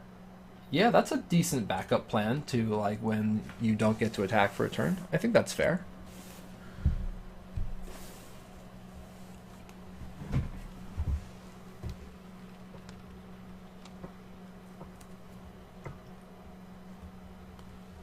So I guess we have to talk about Dig Through Time, even though I feel like what's left to say other than the card is obviously bonkers. And so here's the thing to remember about Dig Through Time is that if you assemble all the rares and the mythics and cons together, and the price of them all keeps going up, they're going to hit a limit where cracking packs becomes so profitable that you open boxes and then just dealers open boxes and sell the cards in them. Because if the expected value of the box is $120 and you can get boxes wholesale for $72, then you're going to crack them all day long, because when they're sitting sealed, they're not making as much money for a dealer, a volume dealer. So we have to remember that there is an upper limit on the amount of money that these cards can be worth. Absolutely, and I think we did some studying, you and I, about a year ago, where we were comparing the price of wholesale booster boxes and MTGO redeemed sets. And I think that should tell us everything we know, because the sum of the rares and the mythics were, 80% of the value of the whole set or more. And just the way it's distributed amongst the sets is very much important, but the sum of that should really guide whether or not a card has more true upside. Like, after a certain point, upside in card A has to come at the cost of upside in card B. And there's just so many cards in the set that are good enough that they're all jockeying for position. We're just not used to seeing this many high-powered cards. I'll do the math for people right now, too. A rare sheet is an 11 by 11 sheet of physical cards. It has 121 cards on it. It contains 2 prints of every rare and 1 print of every mythic. That's because mythics are twice as rare as a rare. If you look at how much it costs to buy 121 packs at $270, and I'll do the math right now on that, the cost of that has to be less than or equal, it's $327, give or take, to buy 121 packs at wholesale. The cost of 2 sets of all the rares and 1 set of mythics has to be below $326, or probabilistically it costs you less money to open, crack, and sell. And this number doesn't even keep in mind the idea that you'll open foils of some cards. You're going to open a foil Windswept Teeth here and there. You're going to open a foil Monastery Swift Spear and hit your $15. So there's an upper limit. There is an absolute upper limit, and you can calculate what the upper limit is. And when you're working with the law of large numbers here, you can figure that you will get all your probabilities hitting, and you will be able to know that across 121 packs, on a large enough timeline, you will be able to get that. So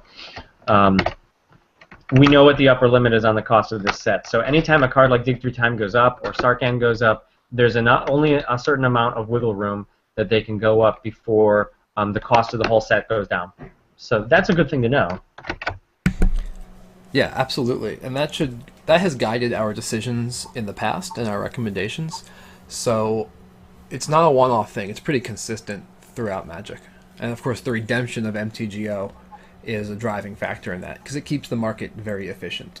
It creates a baseline equal demand for one of every Magic card that exists so far as that the set is available for redemption. So, what are some other cards that we talked about? This Necropolis Fiend, and we heard nothing about him whatsoever. Is it safe to say that he's kind of not nearly... He's the Treasure Cruise to Black's Empty the Pits? Like, he's a second tier kind of card where he's going... In most decks that can use Necropolis Fiend for value, they'd probably just rather cast Empty the Pits. So this is a little provincial, but if you'll excuse me for a moment, raccoons are raiding my trash can. I have to chase them off and back. Right. Well, while Doug goes and scares off small mammals, this card, Rakshasa Death Dealer, this guy's the real deal. Just in the top 8, there aren't a ton of them. I think there are only a 4 of in one of the decks.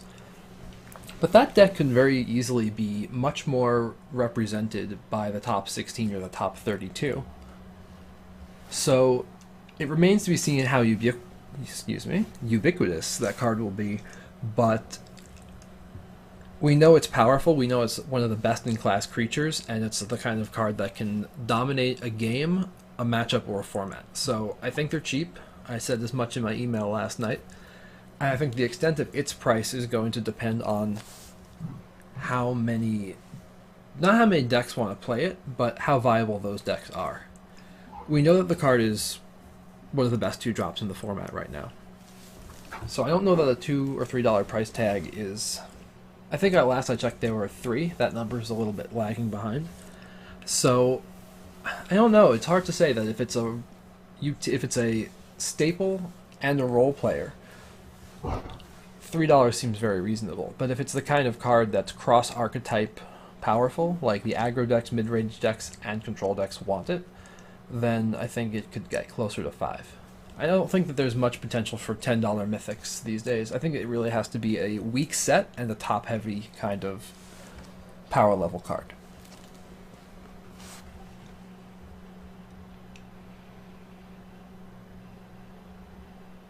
Hopefully Doug has managed to get his raccoon situation straightened out. For people just joining us, my co-host Doug is out back in the alleyway shooing away raccoons from his trash.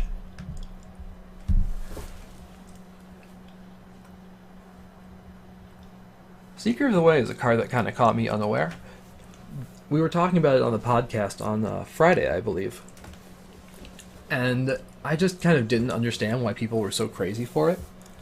But after watching games where Seeker of the Way just dominated combat math, I kind of started to come around and believe that this is a power uncommon. I saw a lot of them get played, and it's definitely got the earmark of, a $1 common. I don't think it's going to go crazy like Stoke the Flames did, but we're going to be opening a lot more Khans of Tarkir packs than M15. So I think that there's a number of powerful uncommons, and that fact will keep the prices across them fairly in check. It's the same rule as Doug just mentioned, where the sum value of all the uncommons has a local maximum. All the uncommons in the set can't be worth more than a certain percentage of the whole set's value, and the whole set's value can't sustainably exceed a certain sum total, because the wholesale price of booster boxes is a fixed quantity. It's about $75-ish. And in order to get value out of, or I should say reduce the variance of opening only a few packs or boxes, major dealers will pay or buy hundreds or thousands of boxes to maintain a large singles inventory. So in that regard, things like Seeker of the Way can't really get too high, because there's just going to be so many of them that are just draft rejects and that are just stuck in store's inventory. There's not going to be a supply issue with these. And I think uncommons only get prohibitively expensive when there's a supply issue.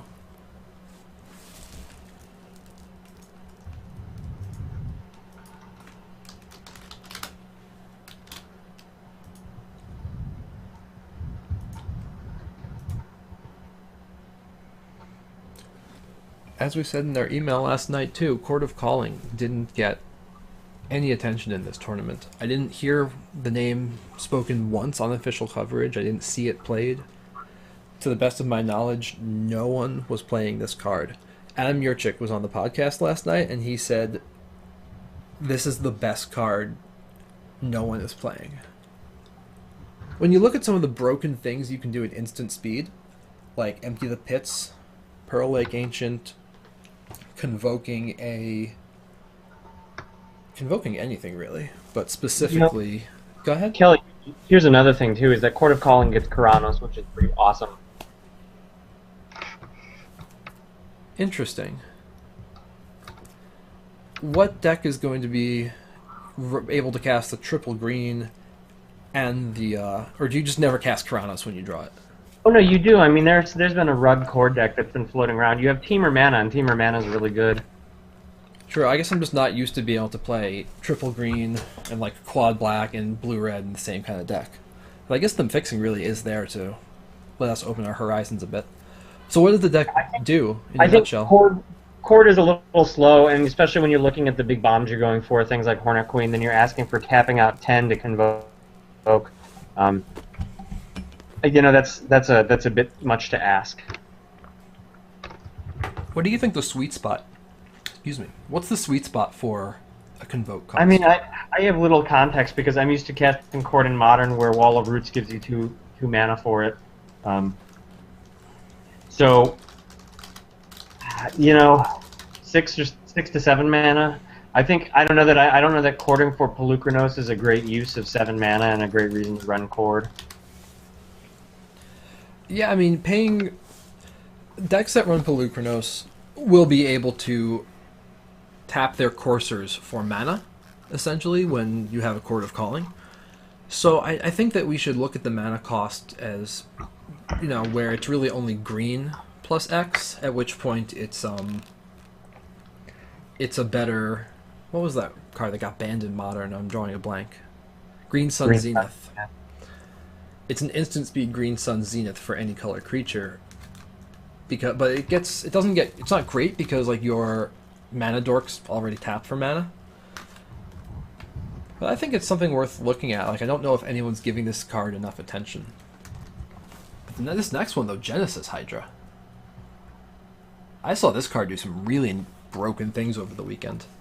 You know, and the advantage of Genesis Hydra, it got the Bloodbraid Elf principle, where that even if you stop the underlying creature, it still brings a friend to the party. Genesis Hydra, you know, it's are you willing to play a Bloodbraid Elf that's better for 8 mana? Yeah, I mean, it's certainly big. It has a kind of a weird synergy where the more Hydras you run, like Hooded Hydra, then you get into a weird point where you don't want to be flipping a whole lot of Hydras where X equals 0.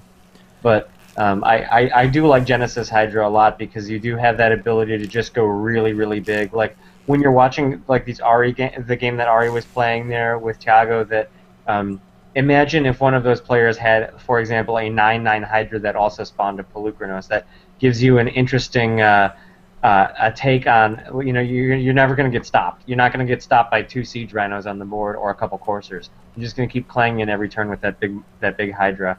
But the cost to run Hydra is a lot. You know, you have to be in Mono Green Devotion or something close to that. And that's a... I want to challenge you on that, actually, because as you've been talking, I've started to have a few ideas. I don't think we should fall victim to the fallacy of, like, we need to be running Mono Green Devotion for Genesis Hydra. Like, that's an option only because we have a very broken land that rewards you for playing stuff like Hornet Queen. But, like, let's look forward to after... that card, which I think that card warps deck building, because it lets you do things that you wouldn't normally be able to do, and be rewarded for doing things that don't particularly matter in the deck. But like, if you just reverse Genesis Hydra in your head, and just think of it almost like a demonic tutor with kicker, make a dude. People focus on like making a big Hydra, but you can really set up the top of your deck so that you're only... You know, you're not guessing with the Hydra. You're setting up a very specific line of play. Yeah, and it's a really nice feeling Genesis blade too. You know, people call it Genesis Hydra. I actually have a question too. Who is George Fan, the guy who designed the card? That I do not know. I do not believe it's a Magic player. I think that's one of the people that they were asking. People, Magic luminaries, or people in the gaming community to come out. Yeah, I'm just curious. And some of them were silly. Like, I remember there were a bunch of different random people, like the guy from XKCD did one. Mm-hmm. Anyway, like, I want to look at this card's price at like $3-ish and go, well, if it's a format staple, it could become worth more. But the more I think about our discussion about the fixed price of rares, the more I kind of think like $3 rares seem like a very reasonable place to be, if there's enough of them. You know, the other thing about Genesis Hydra to keep in mind is that it is a core set rare. Yeah, that's true. It puts you in a deck where you are playing mostly permanents, which is fine because there are great permanents to be playing right now. There are great creatures to be playing, but it means that you're also, you know, you're I don't know, you're not sacrificing a whole lot, but you have to run a certain critical mass of permanents that you really want to hit off of Genesis Hydra. Yeah, but don't forget that there's enough good scry cards that you don't have to build your whole deck around it. You can use... Go ahead. Yeah, Stoke the Flames also, 12 cards across 3 decks. Those are those Jeskai decks. Stoke, it was $5. People were outraged when it hit $5. I think it's $5 to stay. I see Stoke being one of those cards where it rising in price is not enough to make M15 really get there, and be too expensive. Agreed. So I don't think people will be opening more M15. No, I don't think that the packs aren't just like floating around here. You know, everyone's busy drafting cons.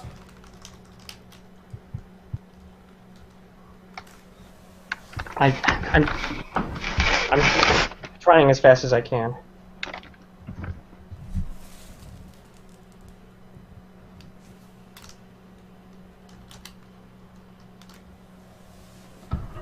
I'm coming down the stairs. I'm running. So I see we've been joined by a couple of the QS staffers here. We got Sigmund and Sylvan. One of you guys should totally hop on the podcast because Doug's got to take off here in just a second.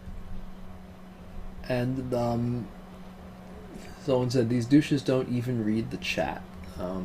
I assume you mean us douches, and we do read the chat. Welcome.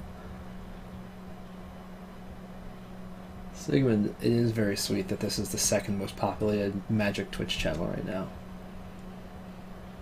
I'm just glad people are into what we're doing.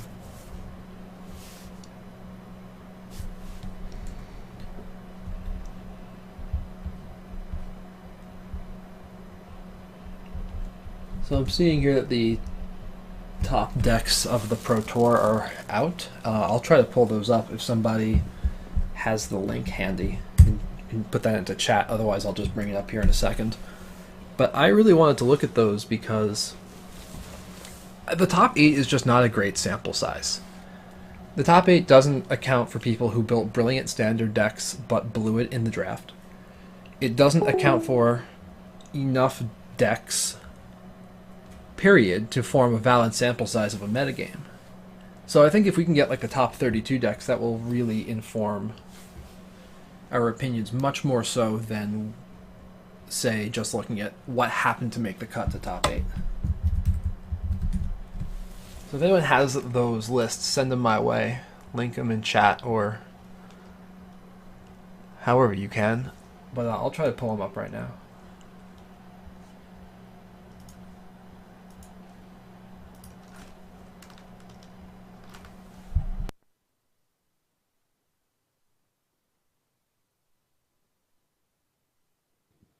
Do you think we'll see decks that go to the full 8? The full 8, probably not, unless But you're talking about a combo you'd like deck. to believe that that was a real world. Yes. But in general, I think that playing 4 Dig Through Time is already quite the statement. I mean, Rich was asking, before we started, like, hey, who do you think's more of the beatdown deck here? And it's like, well, it's not the deck with 4 Dig Through Times. Yeah. So Thoughtseize is resolving here, and Sean McLaren chooses to break a fetch land and get Magma Jet Mike Sigrist so he can scry, look at the top 2 cards and not have that card pulled out of his hand. Yeah, and if you look at McLaren's hand, I mean, besides the Magma Jet, Stoke, Sarkin, and Dig Through Time all cost a lot of mana. So he wants to get rid of the cheapest card because he's afraid he'll get Thoughtseized while setting up his draw. I mean, he really does want to hit a 3. Like, turn 3 is really important for the Jeskai deck. All right, so now we get to see those cards. Of course, Dig Through Time right up there at 8, but not really. Mana cost very misleading in terms of the Delve cards. Stoke the Flames, see the Sarkin there. So what does Sigrist go for? He goes for the Planeswalker. In this standard, we've already seen how important Planeswalkers are. Ari Lax getting through to the final on the back of Elspeth Sun's champion twice. And so Sean McLaren will have to make do without at least one copy of his Sarkin the Dragon Speaker. It's a pretty action-packed turn, too. Yeah, and Sarkin matches up very well against the double Anafenza that is in Sigrist's hand. I mean, he's expecting the first one to get stoked, but he doesn't want the second one to get Sarkin, because that's, getting devoured by a dragon is a lot worse than trading for a burn spell. And it looks like McLaren's got his one Seeker of the Way ready to come out and rumble. Yeah, he has drawn it, and there it is. So 2-2, prowess, and the chance to up his life total. Do we have an untapped third land? Does not appear so. It looks like Thoughtseize, Sandstep Citadel, or potentially Rakshasa Death Dealer plus Sandstep Citadel is the play here. Do you want to try that again? Rakshasa. Death Dealer plus Sandstep Citadel. It's got a Phantom H in the second one there. Fine. It's like how you don't pronounce some letters. This one you do pronounce it even though it's not there. Okay.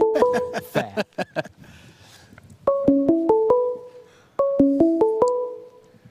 So 2 mana, here is the Death Dealer. Yeah, we're just going to go with Death Dealer. Let's do that. It's a deal. Rakshasa Lisp Maker. Playtest name? So let's get back to the action. McLaren 19, Sigris 16. And McLaren drew a very good card this turn. He drew a Goblin Rabble Master, so he has the one of the classic lines of play this deck is capable of, which is he can play Rabble Master, make a token before attacks, convoke and stoke the Death Dealer if he chooses to do so, which I like. I mean, that puts 2 creatures on the board versus nothing, and sets up next turn casting a dig, and so he's using his mana incredibly effectively. Right, so he gets to play his 4th land. The Goblin Rabble Master becomes 2 creatures. So 4th land and 3 creatures equals... Sigmund, welcome. Thank you. Sounds like I should be in. exactly what he's Yeah, going to do. I hear you just fine. Hopefully the audience does too. Great. So, first of all, Master time. it was awesome Here having you comes on token. last night. That was a lot of fun. I'm glad we got to talk about temples, which has been something you've been on, like, forever. I have been, yeah. And I thought about it some more and I'm going after you asked me the question and I left, and I added a little bit more detail in my article for the week. Mm-hmm. Can you give us a preview of that? Although we know that there's... Let me gather my thoughts. In hand, so Sure, absolutely. Would you Thoughtseize? Let me start with an easy one then. What big if three you had to card pick here? one temple? The problem with that is if you Thoughtseize and play a tap land, Probably you're taking Triumph. Probably actually Triumph. millions of damage. you're getting attacked next turn. I do include that in my article. 8 I damage, it basically looks like. break down Said he- the representation of the temples across the top 8. Like you were asking before, having more data would be nice, but I think Triumph was the most represented. And at $3-4, it really hasn't moved up in price at all. So I like that one a lot. I think Epiphany was the second most played. Unfortunately, that one's already been moving up in price, but being from the 3rd set, it has a higher ceiling. Still, I don't think I'd pay more than like $10-12 for it. Unless I needed it for a deck. $10 or $12 for temples seems a bit high. At least That's high. for the time being. But they're not going to open more, right? Of Epiphany?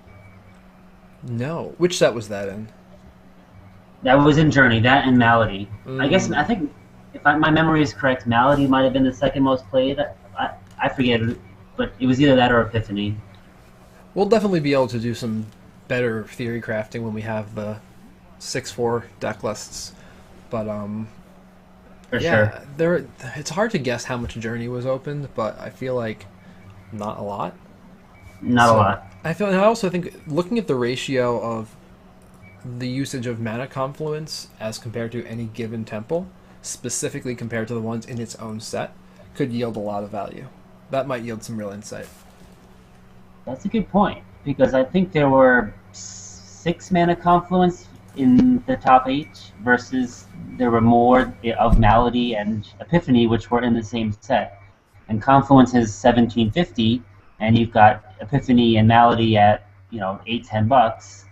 I think that they've moved up a little bit, but there's definitely a gap there, and I think that indicates that there's some upside potential. So we've got one temple in the set that is worth, you said, 4 or 5? Well, yeah, Triumph, which was the most played, is from the first set. That's from Theros. Right. So- So what were the 2 in Journey, along with Confluence? That was Epiphany and Malady. Okay. And now Mana Confluence is at $15 or $20. Epiphany Yeah, and Malady is getting closer to what now? You can probably pull it up for the most recent numbers. Not to put you on the spot. I will do so. No, I'll do so right now. I was just curious if how accurate your off-the-cuff knowledge is. I've been seeing so many cards this week, and I can't even keep up. I think Epiphany's like in the 12 range, maybe, plus or minus $1. Wow. Malady, yeah, I don't know. I mentioned yesterday I sold all my Maladies to Star City at $8 when they had their buy list that high. I couldn't resist. That seems like a pretty aggressive price, honestly. I like it. It was really aggressive at the time, and about a week later, it was down to $5. So I was ripe for capitalizing on the opportunity, but I think today I might be able to get more. But that's all right. Not from buy list, but from eBay or whatever. It's just interesting how the usage numbers aren't that far apart, but the real-life numbers really are. I mean, if you're not using Mana Confluence as much as you are using these Scrylands, I think it just comes down to this sense of perceived utility. Like, people say, oh, it's more versatile, therefore it should be worth more.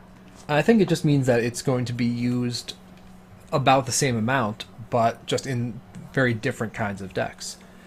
The Scrylands are just more powerful. The Scrylands are basically, 1 mana Scry 1, and it turns out that's a pretty useful ability in this format. And yeah. I noticed the only deck that ran a bunch of Confluence was the Jeskai Ascendancy combo deck. I suppose that makes sense. They really want to make their 3-drop, their 1-drops, or whatever. Yeah, I mean, it's one of they're kind of the lands that are, even when you pull them off the top in a late game, they're not terrible. Like, yeah, you might get a dead draw when it's your 10th land, but at least it makes sure you hit your next draw. Yeah, exactly. Well, late game is definitely better than Mana Confluence, which just does nothing.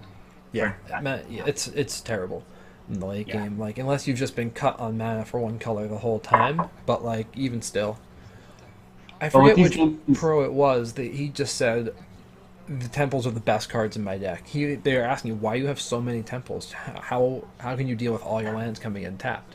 But it was like he can get the mana he needs on a given turn with fetch lands. That's not a problem. So if he needs white, he can get white. But alongside that, he said just having being able to see so many extra cards in the deck by doing nothing more than making your land drop for the turn is one of those crazy things ever. It's very powerful. Yeah. I feel like those are the kind of things where like I'm just waiting for them to rotate so they get cheap. The temples, you mean? Yes. The thing is, I don't know how well they compete against fetch into Shocklands in Modern. You don't see these temples occurring in Modern a whole lot. You don't think that they're going to be mandatory one-ofs in Commander? Oh, well, Commander, sure. Like every Commander player needs a full set of these. We need Jason on for that part of the conversation. Yeah. No, he was on Friday, and of course, chock full of goodness. But, as usual. Yeah. I think that's something I'll ask him next time I can get him on a podcast or in an article, because I don't know if people are thinking about it in that regard. They think, well, people might need 1 or 2 temples. No, your competitive EDH players and your serious EDH players are going to say, no, I want 1 of each of these, probably foil, and I'm going to keep them forever. And that's the right thing to do. Like, if you were a Commander player and you don't have fetches, shocks, and duels, and you're serious about Commander, like, that's a mistake. And I think these will come to pass to the same level of importance as your basic duels. That's a bold statement. I definitely would rely on Jason for that. Of course, I'm the type of person who would say that, a serious Commander is an oxymoron. I happen to agree with you on that one. I remember when we met up in Boston and played Commander over pizza, you had 2 kooky, janky, fun decks that were paired well against each other, and that was super fun. I think you killed me in some sort of crazy fashion. I don't remember. No, you cast, what was it? You had Wheel of Fate go off, and then you cast the card with Metalcraft that forced us to cycle our hands again, and then it did a bunch of damage to me. And you forked it with Chandra. Oh my god. Molten Psyche, or I think it was. That sounds correct. Yeah, so you had Metalcraft, Wheel of Fate went off, you cast Molten Psyche after forking it with your Chandra. Wow. So I drew 15 cards for the turn and would have taken 45 damage, but I had a counterspell or something. Yeah, that I do remember that, but like in my memory, the counterspell kept you alive. Did the combo still get you? I think the counterspell kept me alive, but I don't think I won. But the point is that that's the kind of EDH I like, and those are still the only 2 decks I have for EDH. I love it. I've made some tweaks, but yeah, it's so much. I love playing old school cards that people have to read and causes all kinds of shenanigans like Psychic Battle and whatnot. Oh yeah. There was a Struggle for Sanity. There's a card I was putting in a cube I was building. The cube was commons and uncommons only, and there was a price cap on how much those could be. They basically had to all be bulk cards. Sort of a design exercise in minimalism and sort of the ultimate reductionist cube. What is the least value you could spend in Magic and have a complex, fun, playable set of 360 cards? You could just bring in the whole set from Fallen Empires and Homelands and just do that. No, those cards are terrible. Like, it's amazing how many of the Spell Shapers from Time Spiral are worth nothing. How many of the Madness creatures are worth nothing. How many Flashback cards are worth nothing. There's so many of these archetypes that have run through Magic that I call these the 360 best worst cards ever printed. Yeah, so if you're looking for good cards, then yes, I agree. I was thinking of complex cards that were cheap. Fallen Empires cards are complex in all the wrong ways. Yeah, same with Ice Age. God, there's some of those cards are just... They really made you work for something. Yes. But what you got was not worth anything. One of my favorite examples from Ice Age is Snowfall. That card just made no sense to me. It's like it has a cumulative upkeep, but its ability is to help you pay cumulative upkeep, but it's got a cumulative upkeep. It's like... Exactly. This card literally just lets you spend mana on nothing. Alright, I suppose we're getting off track here. I'm looking at the chat, and I'm seeing some other information here on on buy listing and all that. So yeah, I see Temple. So Channel Fireball is paying $8 now for Temple of Malady. So yeah, that makes sense because the card is coming right back again. It saw lots of play this weekend. Can you pull up Temple of Epiphany as well, if you don't mind? Absolutely. I think that one might be even a little bit higher. Also, I hear an echo. I don't know if that's from your side. I'm not getting one. Really? I'm on headphones. I wonder if the users are getting the echo. If you guys are hearing some sort of weird echo, tell me and we can figure out what's going on. Alright, I'll pull up Temple of Epiphany for you here.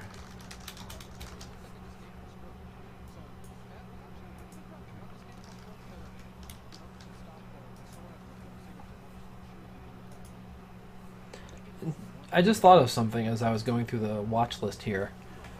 I guess Mana Confluence is the kind of card that every Commander player also probably needs to own. So maybe my prediction is correct, but it doesn't have the same price implication that I thought. Yeah, I don't think Mana Confluence, I guess as a one-of, it's fine, but I think only one-of, it's not enough to motivate the price to go that much higher in the short term. Yeah. I don't think that's going to have an impact on the price. And even, after rotation and 3 years from now, it's still going to be, what, a few bucks? I mean... Yeah, I don't think it's got a ton of long-term potential, and I think it's going to be at its highest when it's in Standard. Yes. But, I don't know, I almost feel like, yeah, Commander players probably need one, but, I don't know if that's true. Do most Commander players use City of Brass? Except for the rare 5-color deck? I think there are other lands that are more like Command Tower and whatnot that get them the colors they need without having to pay life. Yeah, that's what I'm thinking. So I see here Temple of Epiphany is just under Temple of Malady. It's very close, but Yeah, those two were really good buys at release. I wish I had gotten deeper into them. They always seem to be. But I still like Temple of Triumph a good amount because it hasn't moved up as much. Sorry, which one? Temple of Triumph. Triumph.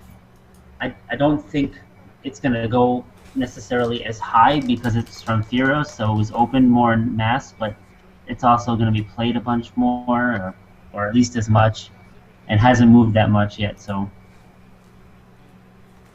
Yeah, remember when Innistrad came out and all those check lands were $2-3? Yeah, I made good money on those, and I remember tweeting. Seriously. I remember tweeting that people should buy any check land that they can find under $4, and then someone responded to me and said, "You want to buy all my woodland cemeteries at $4?"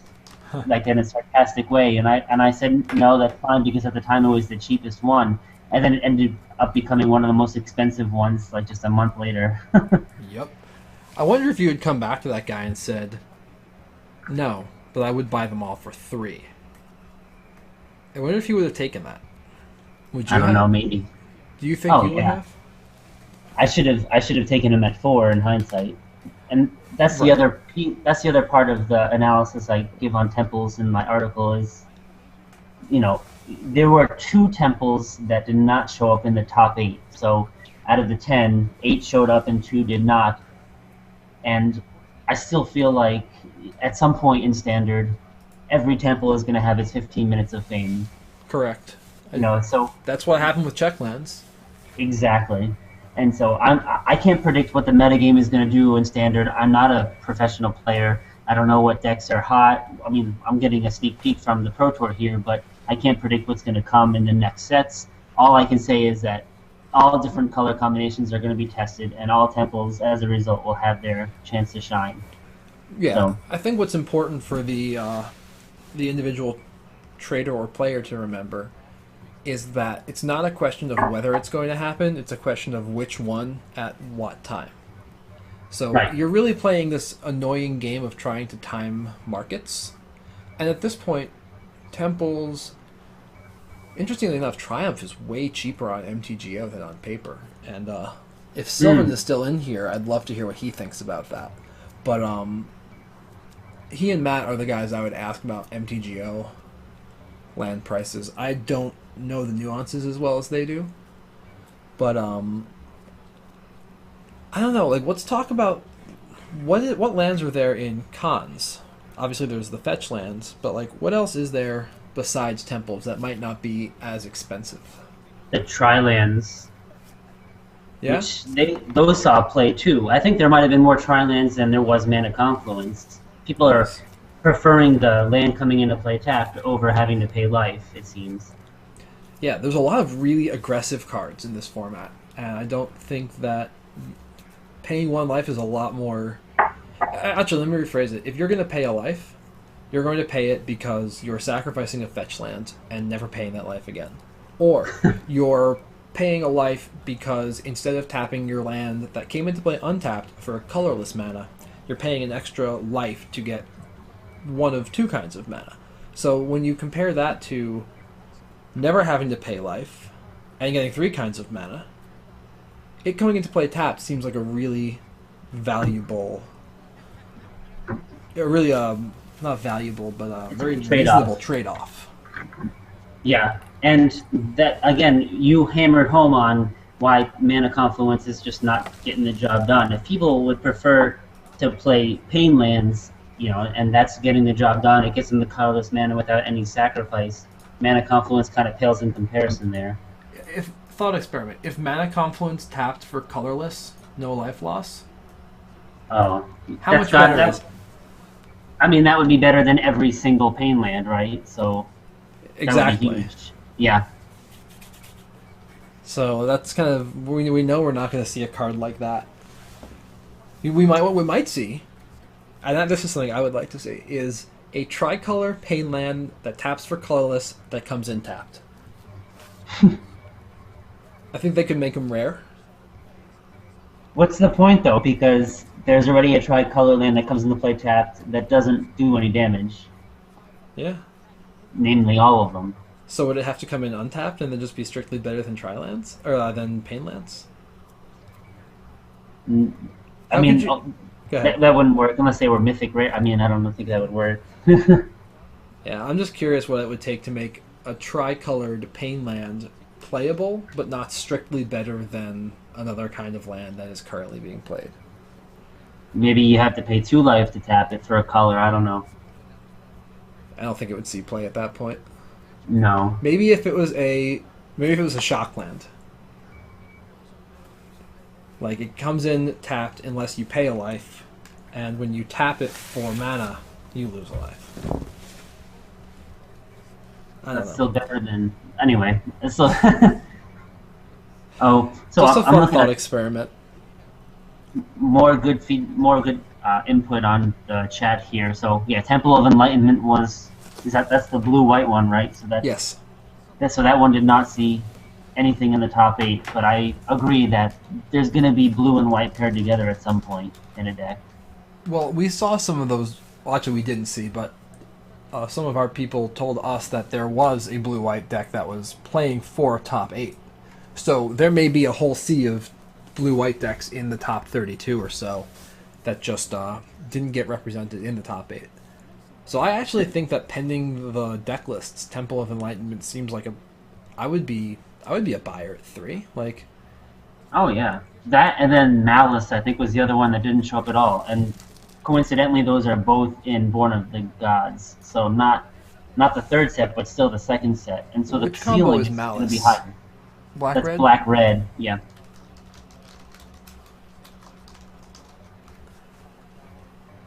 The whole Temple's lottery / rotation is very interesting to me, and I think you hit it on the head when you said that there are seasons. You have sometimes the Boros deck is better, sometimes the Azorius deck is better, and it depends on what cards come out, and it depends on the ratios of what other decks are being played. Sometimes I think a Temple can go up in value because a card comes out that hoses the deck that beats the Temple deck's colors. You following me there? Yeah, I mean, absolutely. It goes back to what I said before. It's like you just don't know how the metagame is going to shift. There's 2 more sets in this block. No clue what they're going to contain. All I can guarantee is that the metagame will in fact evolve. Yeah. So if you're a contrarian type of investor, then buying Temple of Enlightenment here or Temple of Malice could be the right play. Rather than chasing Epiphany and Malady higher, go with the cheap ones that aren't being noticed right now. I agree. I think that if we look at the historical data deeply enough of other lands that have this level of relevancy, like the Scars Fast lands and the Innistrad lands, I think that there will probably be if you just average them all together over time, I think that average will stay fairly even. I mean, there might be a big upswing when they're new and a downturn when they're rotating, but we can see how they move as a group. And then if that's a constant or there's a small range of error, then we can see what the current values of the temples look like and figure out what the maximum gain or loss is for a given one. You can do some pretty interesting modeling on these because they're also interconnected. Yeah, and it seems like every block Wizards likes to give us more rare mana fixing lands, and so Absolutely. you can redo this analysis over and over. I wish I was into MTG Finance back when the filter lands were big, and Eventide, Shadowmoor, all those, because I feels like that could have been another opportunity from the past. More data points that I don't even think MTG Stocks goes far back enough, but I'd love to see.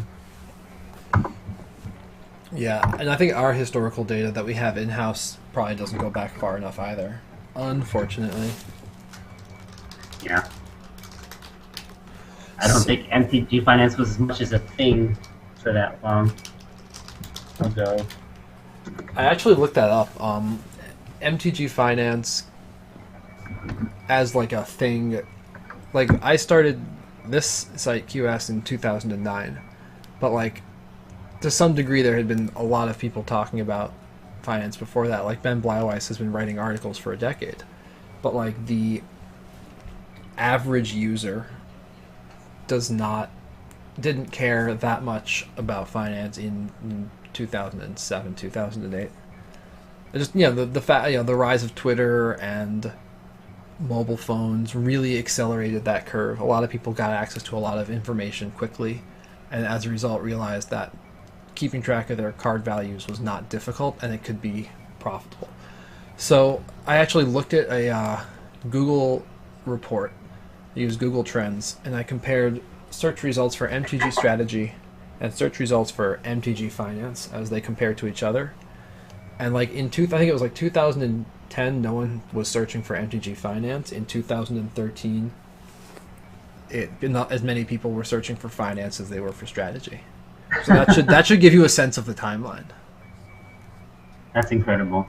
Yeah, it's pretty cool. And like there are a lot of people who just kind of came up with that wave of that whole part of the Magic internet. I mean, QS is only one small part of like the whole ecosystem that sprung up. And I hate to admit it, but the only reason that I heard about it and got into it was because of Medina. Oh, he was phenomenal. Like he really got people to care about Magic Finance. Like Star City is a mainstream channel, and he really took that opportunity and did a lot with it. And I don't think that we would be where we are now without that column having been on Star City Games. I think that lent it some legitimacy, and I think that it definitely got the reach of the concept of MTG Finance to the most possible people. So there's without that, I don't think Brainstorm Brewery is as popular. I don't think QS is what it is today. So it was kind of the coming out party for finance as like a thing that the average Magic player can and should do. Yeah, I mean, it takes a lot of intense skill and practicing to be a professional Magic player. A lot of people don't necessarily have the time to evolve and become that strong, but it takes only a few minutes to be a decent MTG Finance person. You only have to pay attention to a couple of different trends, and you'll get strong.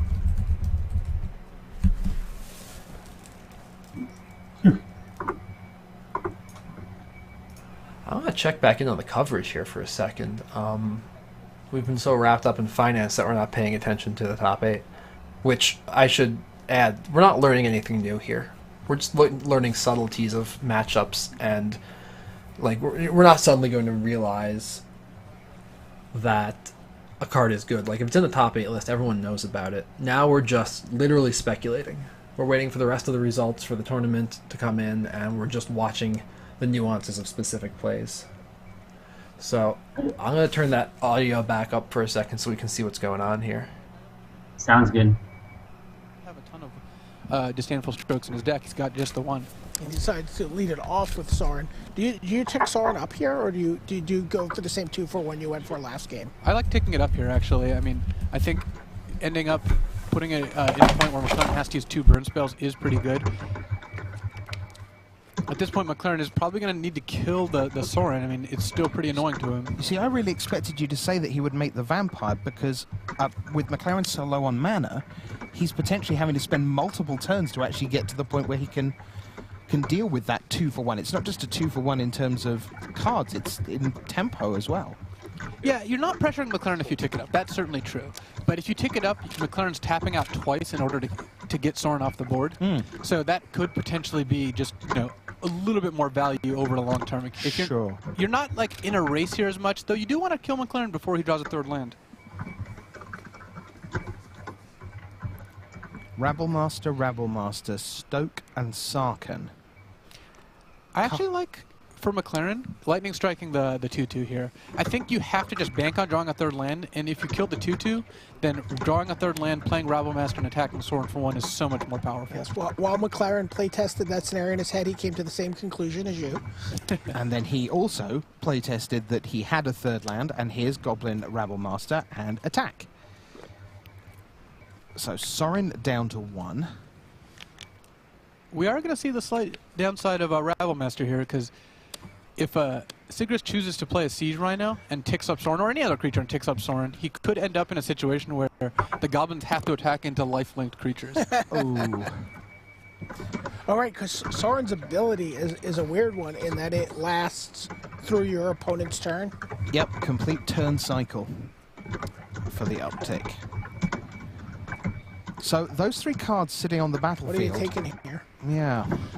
I think you take the Rabblemaster, rather. Yeah. If you take the Stoke, the problem is McLaren can play a second Rabblemaster. They both make tokens. Then you attack a 3 Goblin tokens and now a 5/2 Rabblemaster, which is big enough that the Siege Rhino can't just eat it.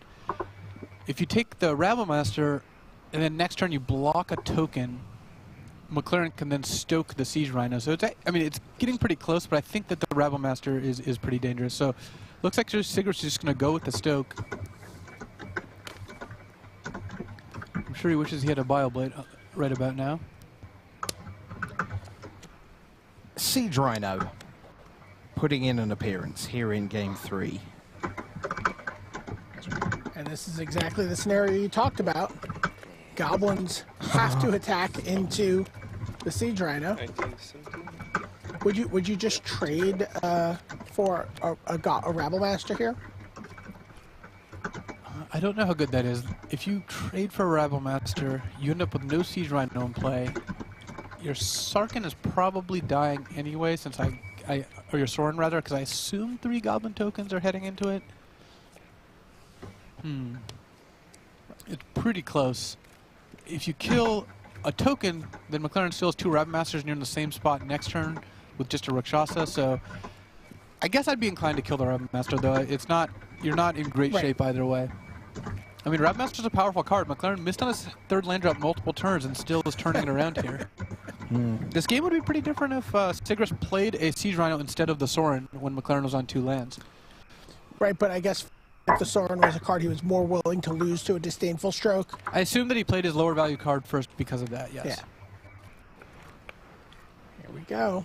And McLaren even drew a Sheevan Reef, which means that he's 1 land away from casting Sarkhan, which is also going to be very good here. So here are the Goblin Horde. So all the little goblins are aimed at Sorin. And Sigrist working out where he wants to block. Sure. Yeah. Sorin goes. And break even on life. There's the Sheevan Reef. We go back to Sigrist, who has drawn a land.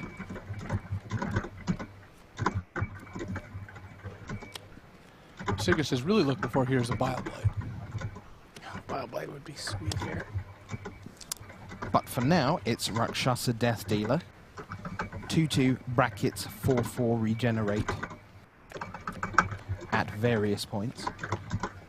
Rabblemaster just gets out of control here. And McLaren drew a Jeskai Charm, so he's got basically 3 options here. He can put one of, he has 2 different options in which creature to put back on top. He can also use the +1/+1 and lifelink ability.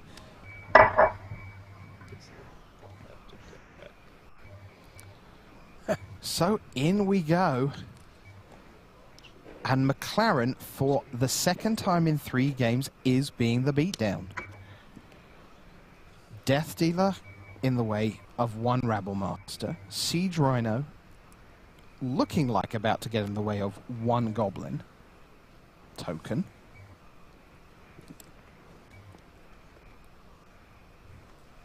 You afford to take the hit from the Rabblemaster? It's currently a 7. And at this point, I like +1/+1ing with Jeskai Charm to basically save your Rabblemaster. Here we go. And gain millions. +1/+1 and lifelink. Gosh. Gaining 22 life. Dealing 13 to Mike Sigrist here. Or 14 even. Yeah, that's 6 from the unblocked Goblins and 8 from the unblocked Rabblemaster. Sean McLaren, boys and girls. Mulligans to 6, misses land drop number 3.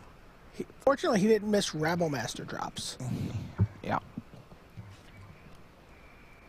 You had 3 again. 16 plus 8. So for the full 24 actually, because even the blocked one. So yeah, that's a lot of life. 43 plays 3, we believe is the current thing. 14, 19, plus 24. 40. Well, Sigrist has got a smile on his face, and so has McLaren, but those two smiles are not quite the same. Sigrist untaps, draws. And McLaren doesn't even have the option to not kill Sigrist. He must attack. Right. Yep, if he wants more camera time, he's not going to get it. Sigrist passes. McLaren has Sarkin in hand, but more importantly, it's all those goblins on the board. Little shake of the head from Sigrist. There's the handshake. The run for Sigrist is over, and the Pro Tour born of the gods champion, Sean McLaren, has transported himself to Tarkir. The world may be different, but the result is the same. He is through to the final, where he will meet Arilax. It will be Arbzan midrange against Jeskai wins. Wow! I guess it doesn't matter for Sean McLaren whether it's modern or standard. He's still just playing Jeskai cards in both formats. Yeah, a little more beat down this time, but definitely the same kind of cards. That was a startling match, because early in that game 3, you're kind of really hoping for McLaren just to actually get to a point where we can have a game. And the gap, that's the first time today we've seen Rabble Master just go, okay, thanks Khans of Tarkir, but here am I. Boom. Great stuff. Well done, Sean McLaren.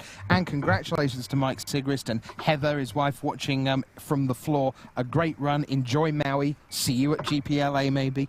They're talking about cutting a Maui holiday short in order to come to LA for a Grand Prix. Things change a little bit once you top 8 a Pro Tour at the beginning of the season. Certainly. They certainly do. I can tell you that the players will be back in just a few short minutes. So you'll see Sean McLaren again. You'll see Arilax again. What a headline final that's going to be. Can McLaren go the distance and become a 2-time Pro Tour champion in a year? Don't you dare go away. We'll be finding out soon. But for now, let's take you back to the news desk and Marshall Sutcliffe.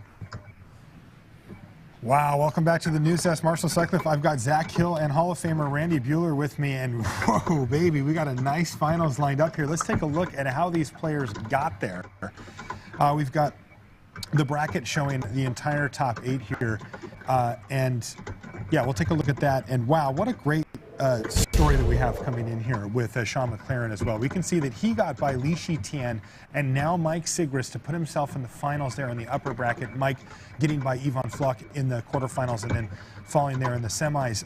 On the bottom side of the bracket, we have Arilax getting by Thiago Saporito in, calling it a mirror, probably not fully correct, but close enough. And then, of course, Ari beat Yuya Watanabe in the quarters. Thiago got by Andre Strosky, but again, he fell to Lax. So that sets the stage for what is sure to be a fireworks final here.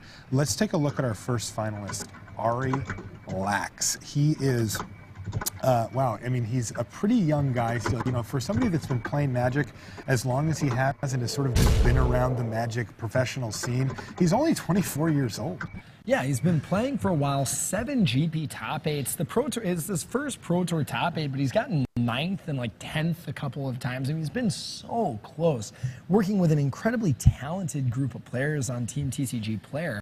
And really, it's been a long time coming for Ari. I mean, you don't get to 147 lifetime Pro points before this event without really, you know, sort of earning your place on the Pro Tour. So this is Ari's big moment. Yeah, no, Ari's a guy. You know what else this is? It's Ari playing for Platinum for the second time in his career. Is it really? There's a famous match, literally the last round of the Swiss 2 years ago. He plays LSV. The winner gets to be Platinum for next season, and the loser doesn't. The loser's merely gold. LSV won the match. Oh, man. Now, Ari had played 3 previous win-and-ins for Pro Tour Top 8s before this weekend. He broke that streak. Won the win-and-in, so through to the top 8, but absolutely huge match. They do not come bigger than this match for Arilax. Yeah, now let's take a look at his deck list here. He is on a mid-range Arbzan build, Zach, that is Well, it's pretty big time. A lot of Planeswalkers in this build. A lot of Planeswalkers, a lot of mana acceleration. We talked about Elvish Mystic in addition to Sylvan Caryatid. And of course, Courser of Kruphix, the card many people said would define the tournament. Thoughtseize, one of the pillars of Standard. Heroes Downfall, Utter, and yeah, the Planeswalkers that you're mentioning, Sorum, Solemn Visor. Ajani, Mentor of Heroes, a card that a lot of the Abzan decks didn't run, but we've seen it do tremendous work in the feature match area.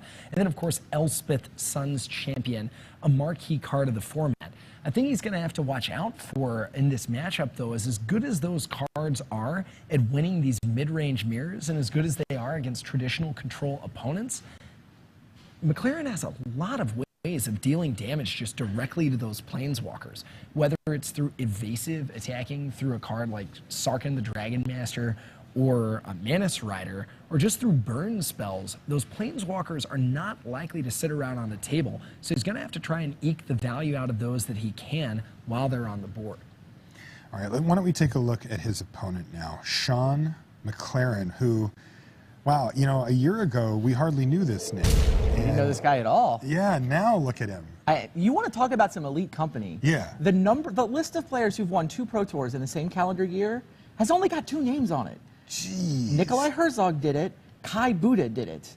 And yeah, the list of players who've won 2 Pro Tours in their entire career isn't that much longer. No. Tommy Hovey, John Finkel, Brian Kibler, Dirk Babarowski, Marco Bloom. That's it. And you know what else those guys have in common? Huh. Other than Marco Bloom, they're all in the Hall of Fame. That's the company this guy is playing for right here. That's incredible. 2 Pro Tour wins just doesn't happen. I mean, you don't even finish your second handful of fingers when you count them up. Right, and you know, for Sean, I mean, this is still a fledgling career for him. I mean, he burst onto the scene with his first Pro Tour victory at Pro Tour Born of the Gods earlier. But now all of a sudden, he's poised to just stamp his mark on the Pro Tour scene and say, hey, I won 2. Yeah, I mean, we've talked about the same calendar year. I mean, it's hard to believe, like, that was barely 6 months ago. You know, I mean, this was not a long time ago, and he really does so much of this work himself. It's true. You know, he's not part of one of these super teams. We're actually so early in Sean McLaren's career, he hasn't discovered the other 2 colors of Magic yet. It's true. He's on There's blue, only white, 3 red. colors, red, white, and blue. Those are the only colors in Magic. Yeah, and you know, I think if he wins today, we're not going to see him ever venture over into Why those would you other 2 change? colors. So let's take a look at his Jeskai wins list. Go ahead, Zach. Oh, I mean, I was just going to say, we joke about that, but that's something I think that's really, really powerful. I mean, if you know what your style of play is, you know what plays into your strengths, you know the way that you can kind of think about Magic effectively, there's something to be said for just saying, look, like this deck did well early in the season. I'm not going to play test 40 different decks to try and figure out what the best possible list is in all theoretical worlds. I'm going to go with what I'm good at. I'm going to tune it to perfection, and I'm going to show up at the tournament having played more matchups with this deck than certainly my opponents have probably played against it. You know, and he's certainly the one doing all the work with this deck. We talk about all the big super teams, and reminder, Sean McLaren, we've been calling him a lone wolf. He doesn't have a team. He says he tests with his brother and Magic Online. Done. It's working. Look, I wouldn't compare that to the spreadsheets and team meetings and houses that we see from the super teams. It's incredible. Absolutely incredible. Now, what about this list here? He's got kind of a different take, Randy, on Jeskai wins. A lot of the same stuff that we've seen from many of these, but a few kind of interesting additions with a couple of Anger of the Gods and a few others. Yeah, I like this list a lot. I think that it's got the ability to play aggro or to play control-ish. The 4 copies of Dig Through Time, and we've been hitting that card pretty hard all day. Really, this has been the breakout weekend for Dig Through Time, where everybody realizes that just is one of the star contributors from Khans of Tarkir. He only has 1 Seeker of the Way, which is a thing, you know, it takes away a little bit of the aggressive potential of this deck. But it's been working great for him. And, you know, those Anger of the Gods, again, give him this ability to sometimes play aggro, sometimes play control, which is just, it's a great place to be where your opponent doesn't understand how to play against you, and you get to just customize your list based on whatever they're trying to do. It also seems to be his specialty. You know, we were joking about him loving this 3-color combo, but the deck he won Pro Tour Born of the Gods with had very similar elements to what you just described, where it could play the control route And it could also just burn you out. You know, you could just start throwing. This deck is actually a lot like a standard version of that deck, although it doesn't have. Mantis Rider is the key difference. Yes. It's really Mantis Rider and Rabblemaster, between the two of them, give the deck the ability to just come out and win the game in 5-6 turns. Yeah, which we actually saw in the last round there. Double Rabblemaster piled on huge amounts of damage. Now, after missing his third land drop too. Yes. Yeah. I walked away so feeling bad for the guy. He couldn't find that third land. And he just turned that right around. Yeah, Siege Rhino not Goblin a problem. Rabblemaster doing some work. That's right. Now, Zach, how do you make this matchup?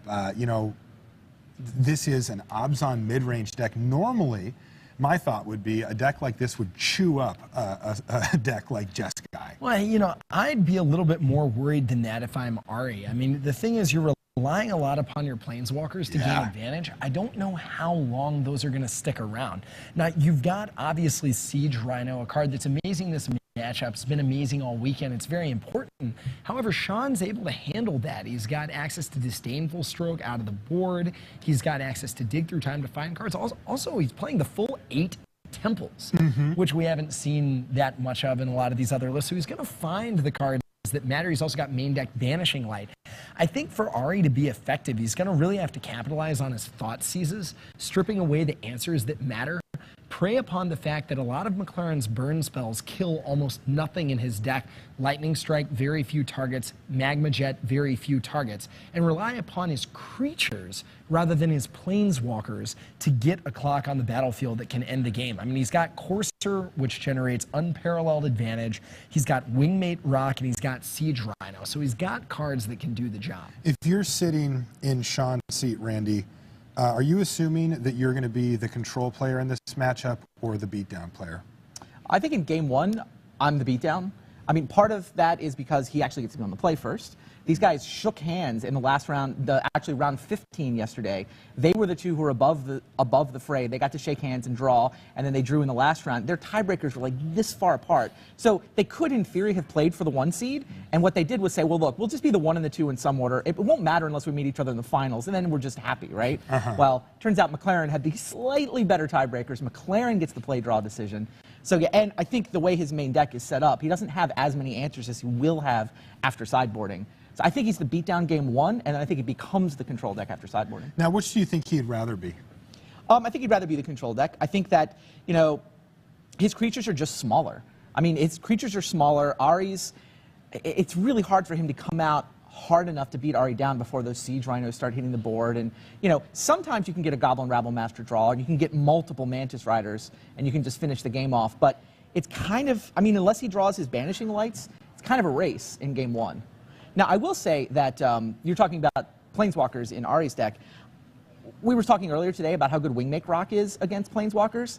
Mantis Rider, it may be the best creature in the game at killing Planeswalkers.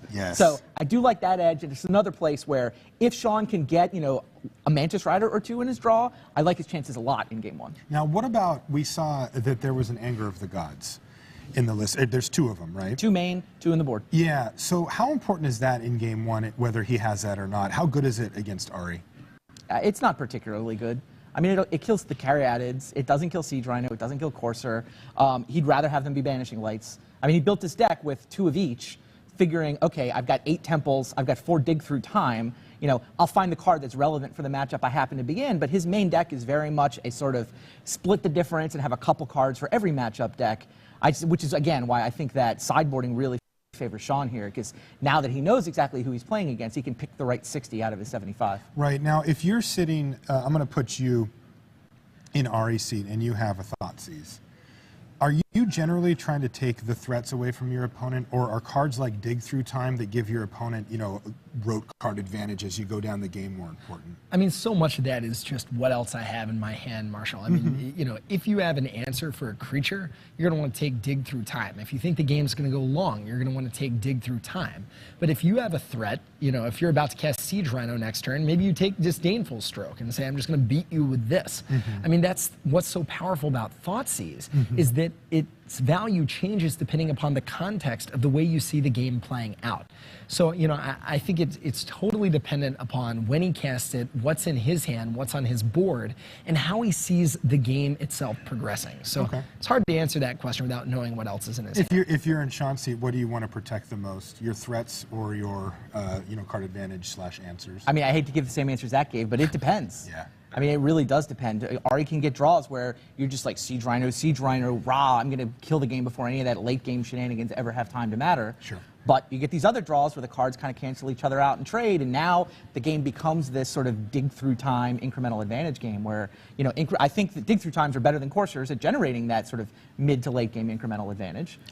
But I mean, a lot of stuff has to happen before we get there. Right. And those coursers, by the way, we talked about them for the last one. They're still going to be a super important card in this matchup, right?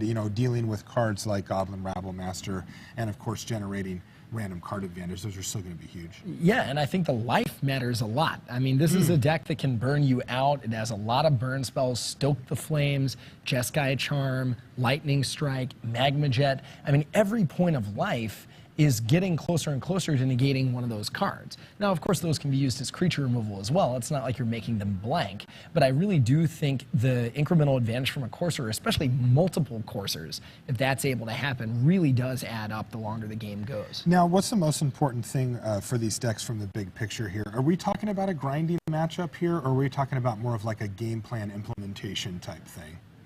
I mean, the way I see the game going, it's kind of this, I don't know, the shape of the graph would be really weird. I think that you can get out ahead early in a really decisive way. Like let's say from Ari's side, it's like, okay, I thought seize your answer, I resolve a Rhino, I follow that up with a rock. And then, obviously McLaren can have draws like that too, where he just like burns an early creature, plays a Rabble Master, it goes through unopposed for whatever reason. So I see you being able to end the game in the first like 3 to 4 turns, and not literally end it, but take over the game. Decide it. Right. But if each player is able to neutralize those threats with answers, then I see the game going not just a little bit long, but like really long.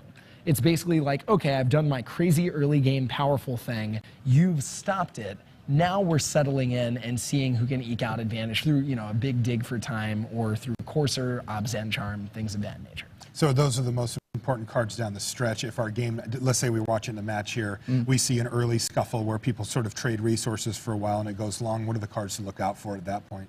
Dig through time's the big card. I mean, for me though, game one, I think, is actually going to be more of a race. I think it's the sideboarded games that go long and go grindy and become this like, okay, who's going to eke out incremental advantage? I think that's what happens after sideboarding because McLaren, I think, will go slower. He'll bring in, end hostilities and maybe even Caranos, things like that.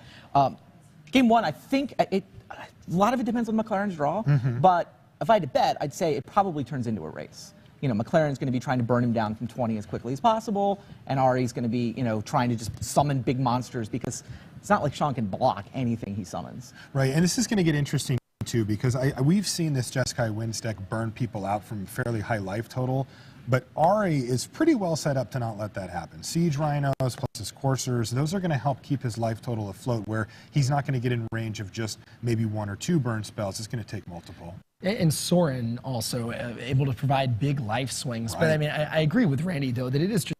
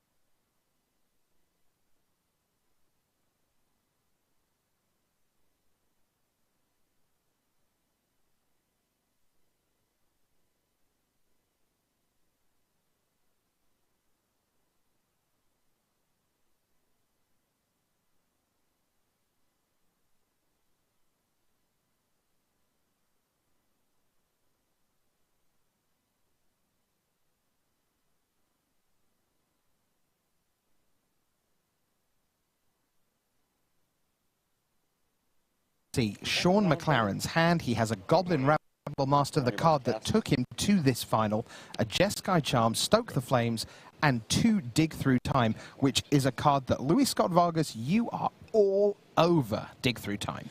Yeah, I think it's just maybe the best card in the new set. I mean, I think if you look at the whole con set, there's tons of good cards. But Dig Through Time, I think, just could be the eventual winner. I mean, Jeskai Ascendancy certainly has some brokenness, but Dig Through Time is going to be an all-format all-star.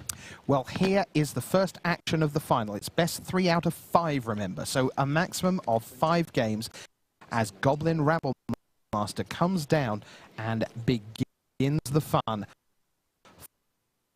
for Sean McLaren.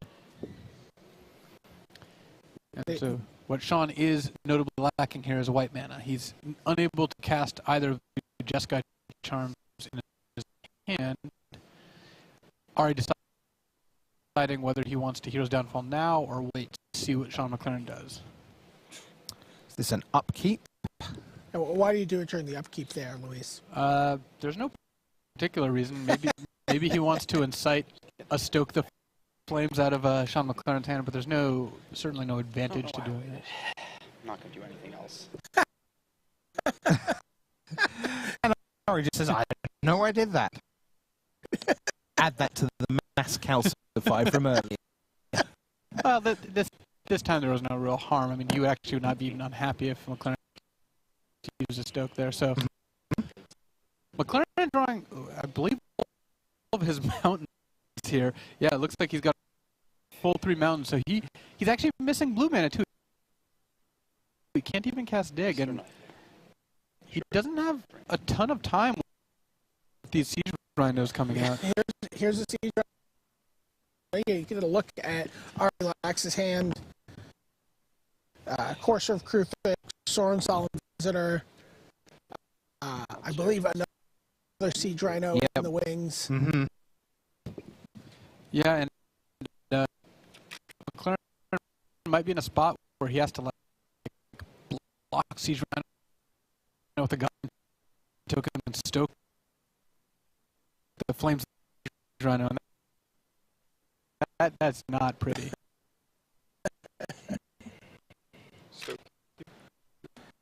Stoke you is the play. So the reason you would do that is not because he's a realistic shot of burning Ari out anytime soon, but to Dig Through Time here, I think, is his best shot. Of course, drawing a Mantis Rider means that McLaren, I think, is too far behind at this point. I mean, he already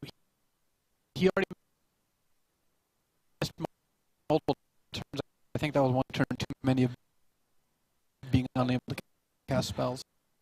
Right, because in comes Siege Rhino number 1, and if you are Max, there's every chance you're about to make it joined by Siege Rhino number 2, and there it is.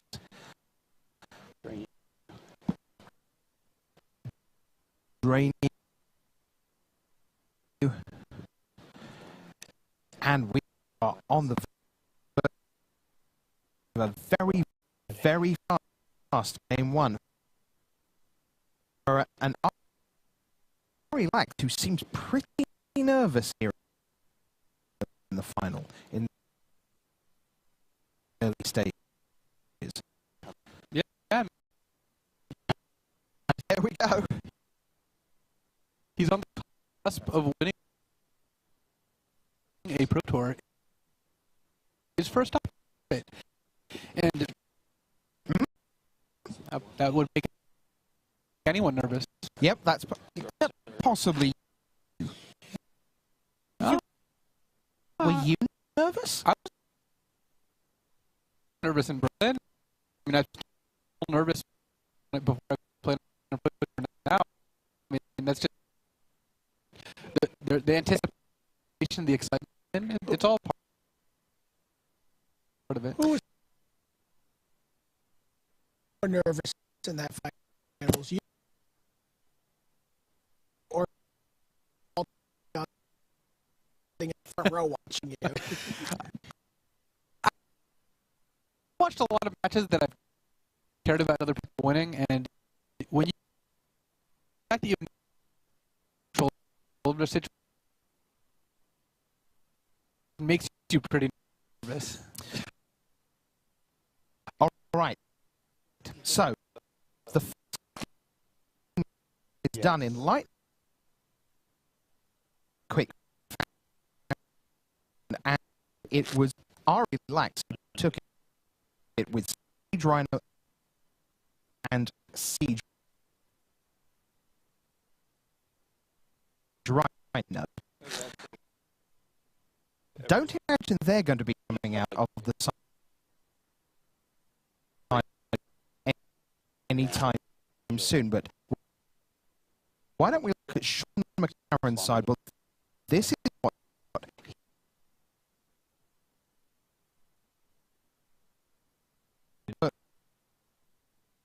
with working from top left, a couple of end hostilities, 2 Caranos God